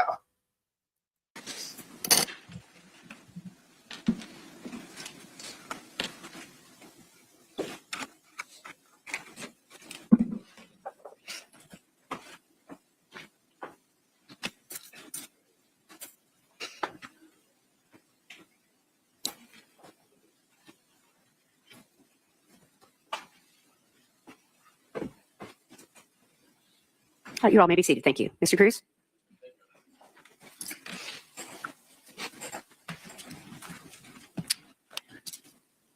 The state's evidence includes, we mentioned the DNA, but what they also intend to introduce, and this is a question you have to ask yourself with anything they introduce, how does this support that Mr. Faust is responsible for death, burglary, rape, and escape? They intend to bring in a long-term girlfriend of Mr. Faust by the name of Miss Brenda Sweeney. Okay? Now, the thing is, Miss Sweeney and Mr. Faust were in a long-term relationship. They are not strangers. Okay? The state won't present any evidence of strangers coming in saying Mr. Faust broke in their house and did these terrible things to them. But what Ms. Sweeney will testify to, you may get three different things, but I believe we've gotten two. Okay? Police go to Ms. Sweeney's house when Mr. Faust is first arrested. The news report. Right? She's getting phone calls. You'll see this. She's getting phone calls from people saying, "Hey, did you?" I don't know. So I'm assuming. Pretty much, she ends up saying that I just had a phone call that Edrick has been arrested. So what happens is law enforcement goes to her house, and the way they find her, based on what the officer said, is police reports. Mr. Faust and Ms. Sweeney have to go through this relationship. They call a lie. Okay? Their police report of Ms. Sweeney calling the police on Mr. Faust and saying he beat her up, and she gets arrested because there's witnesses saying no, it's the other way around. She was jumping on him. You're going to hear testimony from Ms. Sweeney where she says, "Hey, Edrick hit me, and I beat him so bad I threw him into a PJ booth one time. Edrick took my car without permission. I went to his grandmother's house, and I beat him so bad he was trying to get me off of him, so he was scratching me, and other people had to come take me off of him." And she's going to give you multiple stories like that. But during this interview, it gets to a point where you see that this interview stops. And she says, "Hey, the worst thing I can say that Mr. Faust has done to me, he's hit me, and when the relationship is over and I'm with somebody else, he just stop. Won't leave me alone." Police don't take that as true. When they didn't get this scandalous story from Ms. Sweeney about how terrible of a person Mr. Faust is, this terrible black with your significant other, what they say is, a young lady has been killed, and we want to get justice for this young lady. And we know, he's a terrible guy, he's done terrible things to you. And just like we want to get justice for this young lady, we also want to get justice for you too. And she says, "Wait, guys, I don't know anything about a code case. I don't know anything about a girl dying. All right? Are you saying Edrick did it?" "Yes, I believe he did it." "And Brenda, you were involved. You were with him at the time." And you'll see her, she misinterprets, and she said, "What? How am I involved?" And he says, "Well, Brenda, you were with them, so forth and so on. We've seen police reports with you too." And then she pauses for a second, and she says, "Edrick used to force himself on." And the officer says, "Oh, tell me more about that. Tell me more about it." And he says, "Did he punch you?"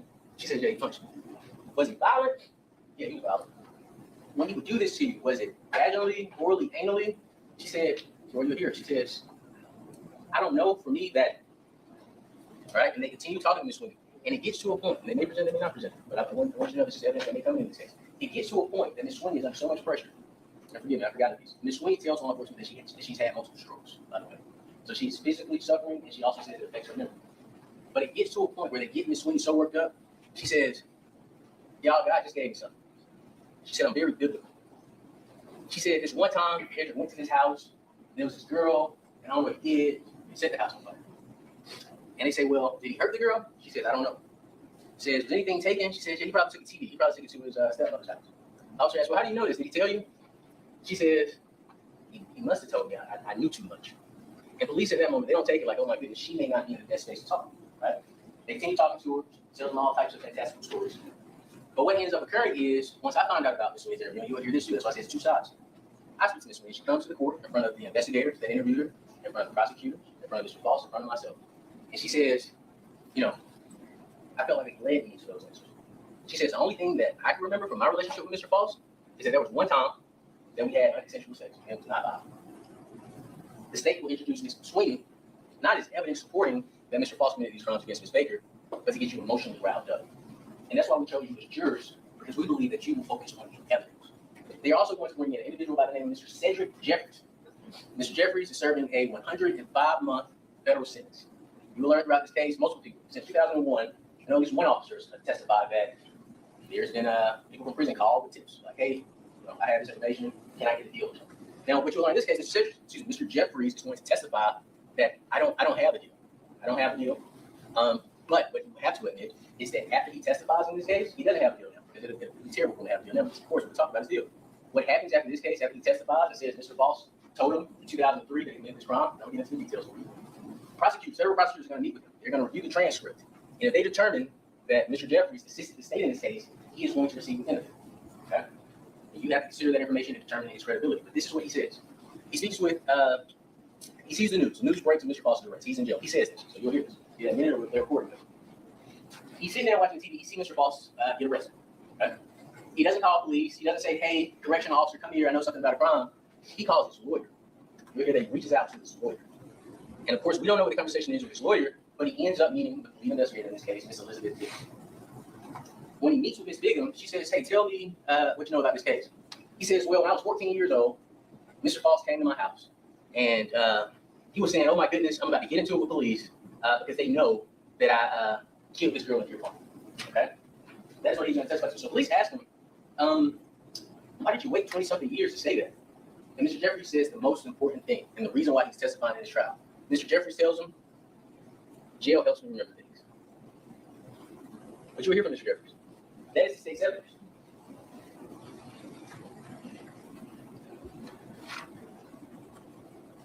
Not a single shred of evidence will place Mr. Faust in Miss Baker's home. And the state has told you themselves, they've admitted it. We don't know how he got into the house.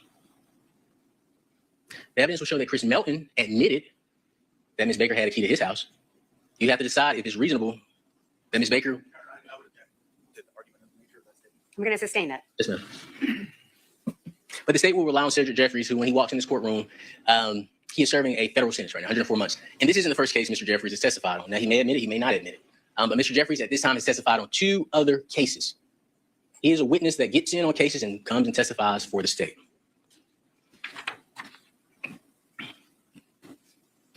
Something that's important, you're going to hear the interview of Mr. Jeffries, or he may admit it, so he may not get into the interview.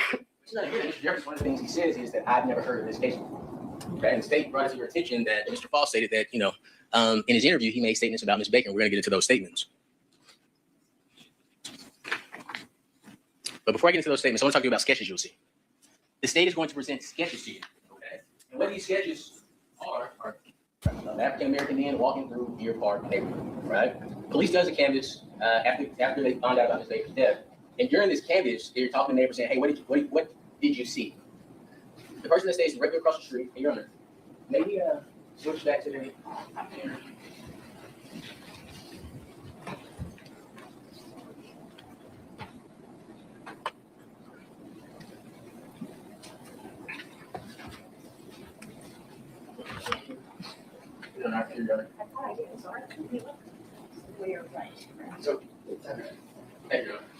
So what you'll see, as I mentioned, the blue chart, I think you all have to be there, but the house with the blue chart is Sarah Baker's house. The house across the street, I believe that is Mr. Matthew Owens, Mr.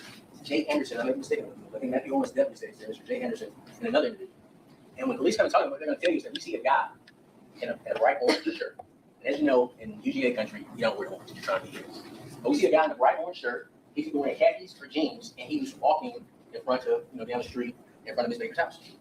And the officer asks, can you describe him? He says, yeah, he has like small afro hair, black male, orange shirt, jeans. They said, well, how's he walking? He said, he's just walking regular. He's walking. But he says, I leave to go away, walk away from the window for a second. He said it's maybe 5 or 10 seconds he walks away from the window. And he says, when I come back, that person is gone. I don't see him anymore. He said, there's no way they could have made it to the end of the street because he said, I can see both sides of the street. He said the person had to cut through the houses. And then you would hear from Miss Tiffany Reichert. And that individual, I think it's Jay Anderson, but the evidence will show the proper name. He doesn't do a sketch. But you will hear from Miss Tiffany Anderson, Tiffany Reichert, who stays right here, this house here. She's going to say when she's coming out of her house to get in her car, she also sees a black guy. And she gives the same description. Wearing an orange shirt, blue jeans, khakis. He's walking down the street. And that's the gentleman I said, she backed up. She said, you stop when you get out of my car. Now, what you'll learn in this case, he's on the other side of your park. There's another photo you'll see during this trial. There's a Walmart. There's a Walmart on Lexington Road. So people travel from this neighborhood up here at the top through your park and around here. I think somewhere around here, you can cut through and go to the Walmart on Lexington Road. Okay? And Chris Melton will tell us that African-American foot traffic was coming. Tiffany Wright would tell us that she didn't think anything of it because African-American foot traffic is coming. She thought the guy was walking to Walmart. But when police get this information, despite Mr. Shona Armstrong saying we saw a gentleman running from my backyard, police say, okay, let's do a sketch of this person. So you're going to see a sketch, but y'all may not even know these pictures involved in this case. They're going to show those sketches. But they're also going to show a sketch from a young lady. She was the wife of the tow truck driver, okay? And the state may, they may change it, I'm about to say it, but the state may try to make this one person, okay? But it's two different people. She says, hey, I see a guy. I was out with my husband, we were picking up a car. I saw a guy walking down the street. She says this guy has a heavy set face. He's kind of heavier looking. I can't really tell his body because of the jacket he has on. She says it's a white jacket, but she says it's long sleeve, which is different from the individual that Ms. Riker and the individuals that stay across the street from Ms. Baker, different from the individual they saw. They say, well, how was he acting? She said, well, he was just walking down the street. She said, I actually watched him in my mirror the entire time he walked, and he was just walking. They say, well, did he have on a hat? No hat, no hood, just a jacket, just walking down the street. The state is going to present those pictures to you as Mr. Faust. They're going to say, hey, it's a black guy in the neighborhood. This is Mr. Faust. But again, the only evidence they can present to you is that this gentleman was just walking. One heavier set in the face, another wearing a short sleeve orange shirt, one wearing an orange jacket, right? But those are the sketches they are going to present to you. One of the sketches, and it's up to you to decide, does not fit the description given at all. And you will hear evidence, you will see those sketches, you will hear the information given by those witnesses about what the person looks like. But the photo that I showed you, Mr. Faust with the hair, they're going to say, hey, this is Mr. Faust with his hair, and these are the sketches. Ask questions about the sketches. Look at the sketches. Listen to the information that the state gives you about the sketches. And just make sure I'm clear. The person that was reported walking in front of Ms. Baker's house, our position would be this is the same person that Ms. Riker saw coming down this way. Just for clarity. Lastly, you are going to hear Mr. Faust's interview. You're going to hear what Mr. Faust himself said about this case. You will learn, contrary to what the state has told you, that Mr. Faust was told when he was arrested, we're arresting you for murder and aggravated sodomy. They hadn't asked him anything. That's what you're here for. Murder and aggravated sodomy. Mr. Faust is confused. He talks to him. He chooses to talk to him later, right? Because of course he's trying to figure out what the heck is going on. While they're talking to Mr. Faust, they didn't tell him whose murder.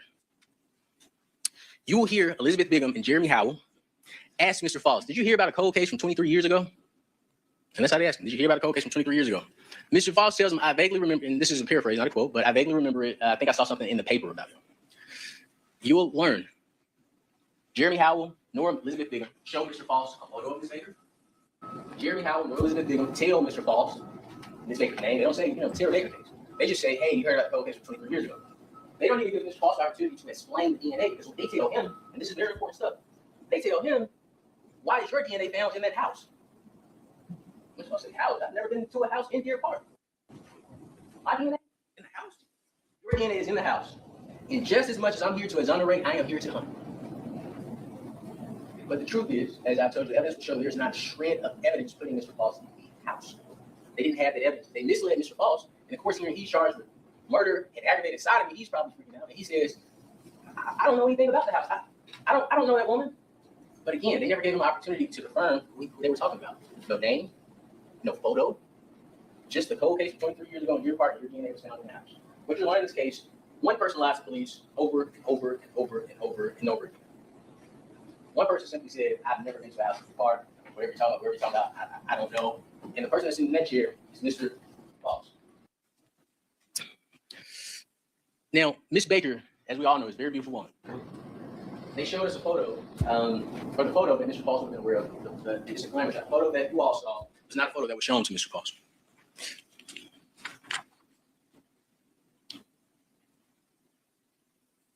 I do predict that the state, they may change this, I predict that the state is going to attempt to play for you an audio version of Mr. Faust's interview.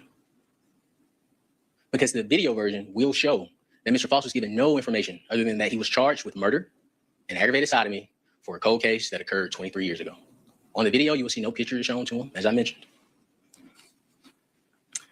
The state's evidence may get you emotionally riled up, but those are not answers.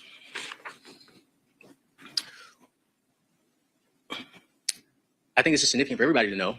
So in 2001, Mr. Maelynn is told, as I told you before, that Ms. Baker was sexually assaulted and I mean, I said sexual assault, but he knew. They told him in 2001, and that's when he came back with, I saw her 6 days before she passed away.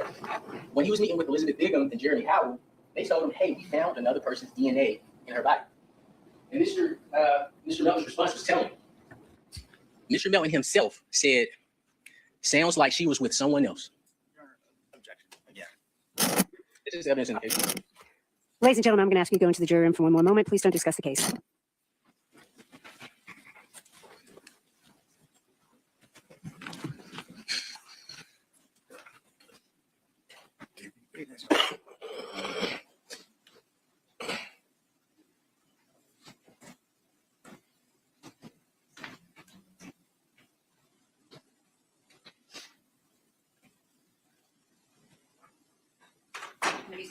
Holden, you have an objection? I do, Your Honor. Mr. Yalamanchili and I had talked in anticipation of us getting to this point over the weekend. Since I had made the opening statement, Can you pull that microphone towards you? Thank you. All that I would object since I had made the opening statement, but since Mr. Yalamanchili had made the 412 arguments in the past that he would handle. right, thank you. Go ahead, sir.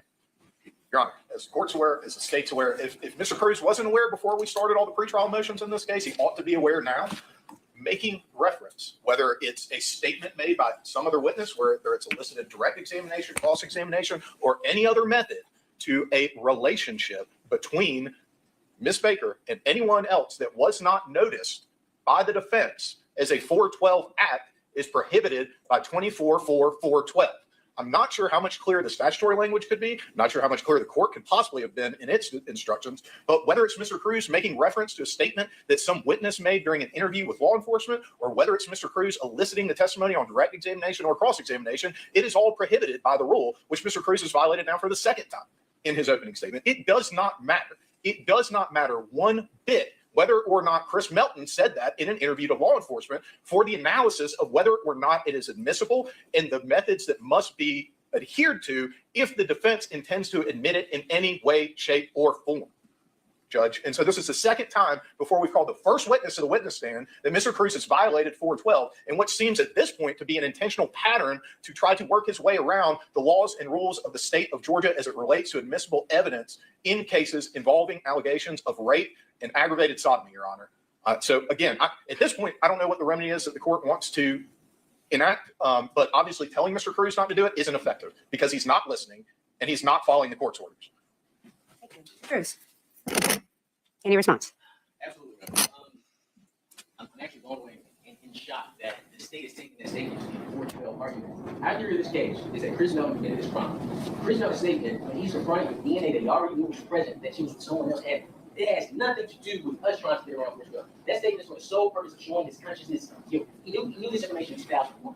He showed the exact same information in 2024. And his response isn't, oh, my girlfriend, I can't believe this happened, you guys better find her. His response is just simply to say, oh, well, must be she was with somebody else. There's no evidence that I intend to present that Chris Melton knows about Ms. Baker's sexual history. There's evidence I can intimate that Ms. Baker knows, that Mr. Melton knows about Ms. Baker's sexual history. The purpose of that statement has nothing to do with her character, with her 24/4 sexual character. The purpose of that statement is to show Chris Melton's response. When he's presented with evidence, he gives a response that's inconsistent with the person that is innocent. So this isn't a 412. I understand the state may not like what I present, but that does not mean I have to preview every single statement I have to them so they can prepare the case. This is open statement. I respect what I believe in. I told the court that multiple times. This is not a 412 argument. This is Chris Melton who knows nothing about Ms. Baker's sexual history, being confronted with a piece of evidence and making a statement that shows consciousness guilt in our. This has nothing to do with sex.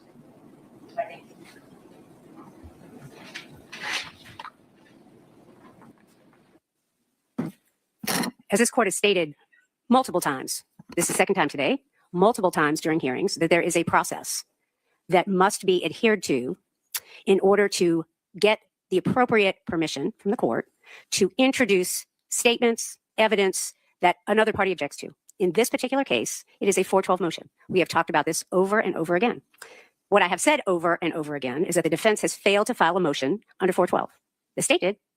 The defense has failed to file a motion, and I've said many times that if the defense files a 412 motion, even though it's not timely, the court will consider it. There has been no motion filed. Mr. Cruz, you've been made aware many times that you are not to bring in this kind of statement. I mean, I realize I have said several times today that opening and closing arguments of the attorneys and arguments are not evidence, and I'm going to say it again when the jury comes out. But you've been told many times that in order to, I'm talking now, Mr. Cruz, thank you. You have been told many times that in order to present statements like that, ask for the admissibility of evidence like that, you have to file the proper motion. And the court may consider it, even though it's not timely. As I just stated 10 minutes ago, I do find your statements to the jury to be avenues to circumvent 412. And it is not appropriate. I'm finding you in contempt of court. You have had the opportunity to explain yourself, and I'm finding you $1,000. And you are to present that $1,000 tomorrow morning by 9 a.m. Put it into the registry of the court. And that is my sanction for continuing to not abide by this court's orders. I don't know how many times we're going to have this, but it really can't happen again. $1,000 tomorrow morning by 9 o'clock. You may bring the jury up. Thank you.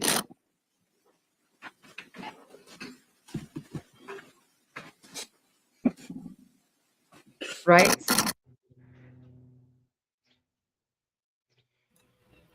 And that's when she was like, hey, Bev, hold my moonshine. Oh, shit. My God. Sorry. Yep. Flash But it's fan. fully on the Was that- record, so that's a Right. great appellate thing. Yeah. Flash fan, was that case televised that you were just talking about? The other one in Georgia? Because I will look into it. If you could, I wrote it down and put it on the my ideas board. So I'll okay, let you know. okay. But if it's 'Cause, a yeah, we cold could- case, Well, then it there's sounds no like it trial. went to trial. It sounds like it went to trial because No, if I remember correctly. Okay. So yes, okay. Sounds good. Law and Crime and Court TV. Okay. We will definitely look into it. Awesome. Yeah, definitely.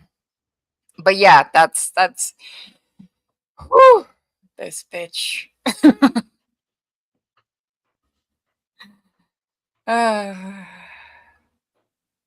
And I totally forgot Yeah. about the hearing for Aiden and Karen, but if Trial Channel puts it up tomorrow before we start testimony, we can watch that real quick if everybody's interested in watching that. It might just be like a status thing.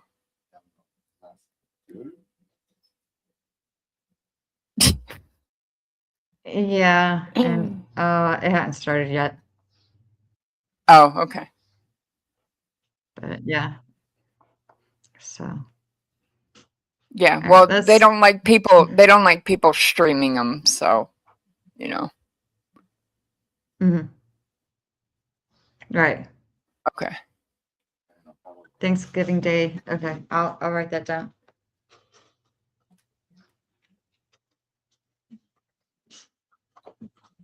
Okay.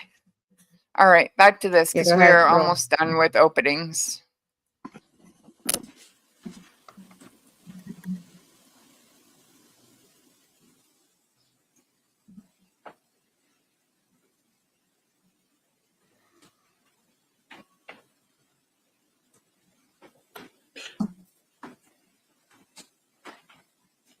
I do remember this case.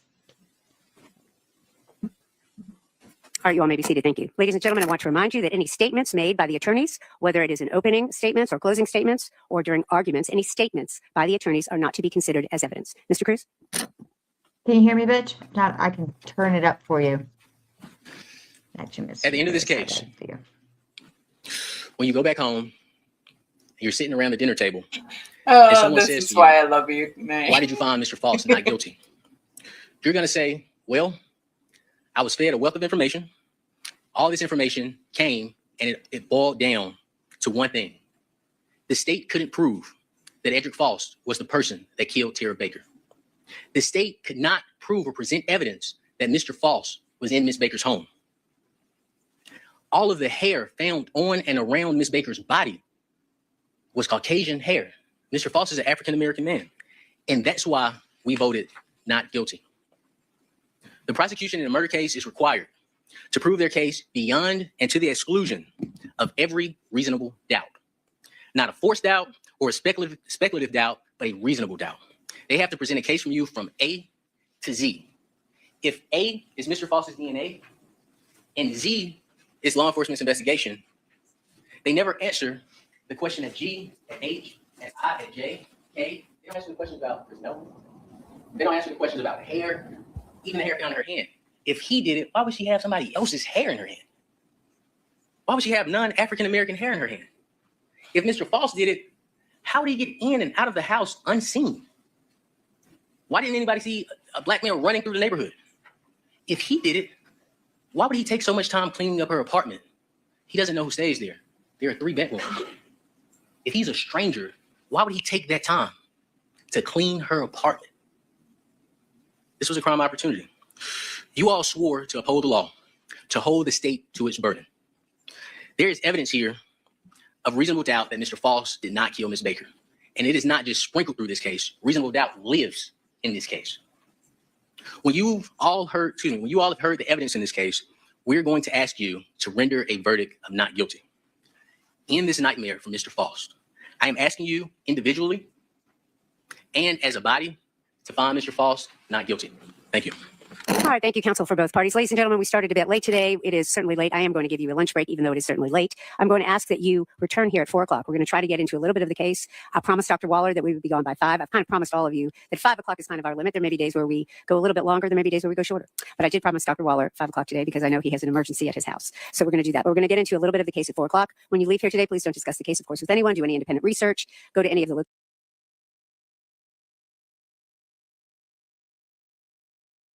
Yada, yada, yada, yada, yada. Anyway. Okay. Got it.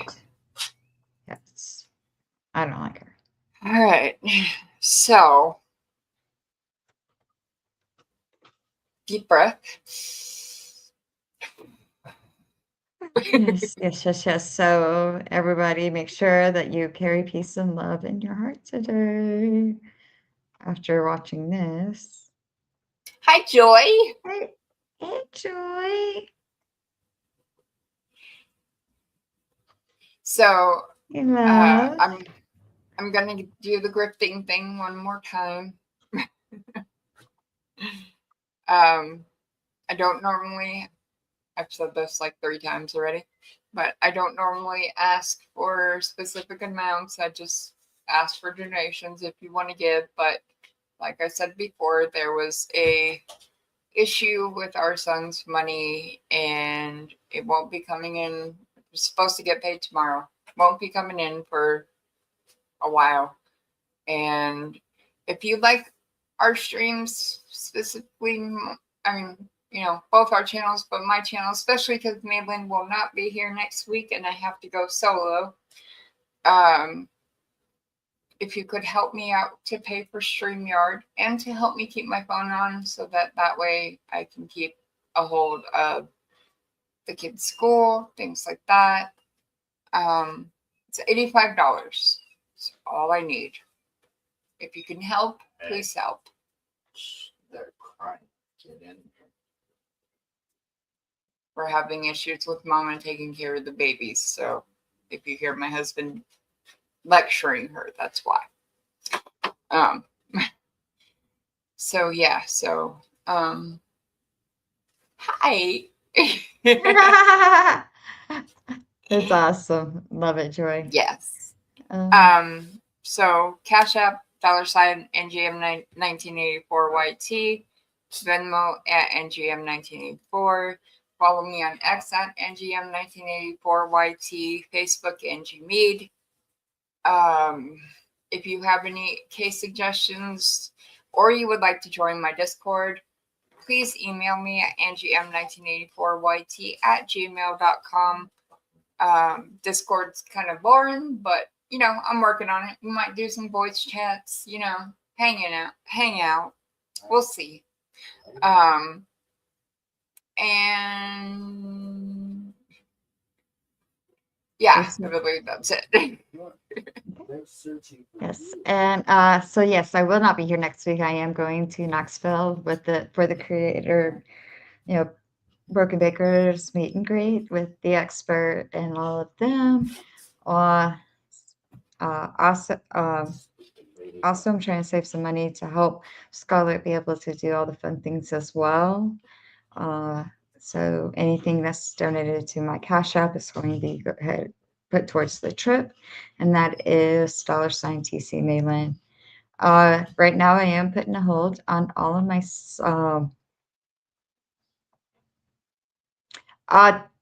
Talk to Hippie. Hippie's doing all that part.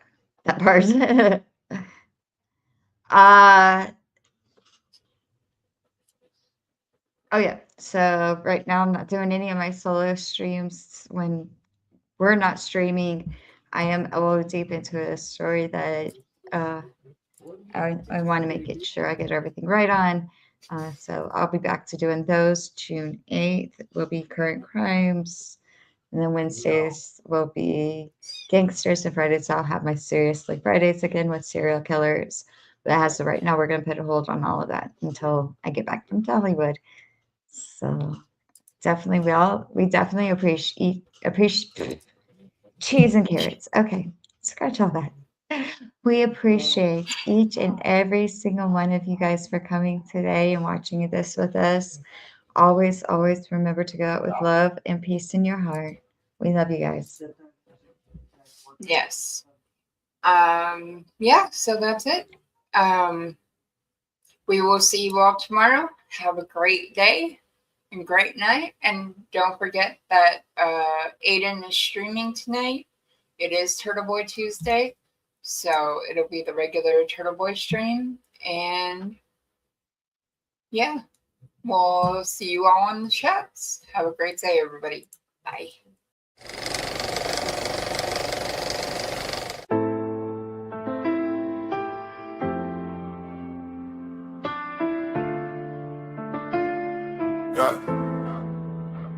Tara was 23 when they took her from the world. Her body was violated, her house was set on fire. The wall kept what it saw and the floor kept all the smoke. They left a case to gather dust under a broken law, but the jury stared ahead through the smoke and the spin. And the widow and the records would not give in. They let a man away, his side said there was nothing that tied him to that day, and the room went cold. Now the fight begins to prove the verdict wrong.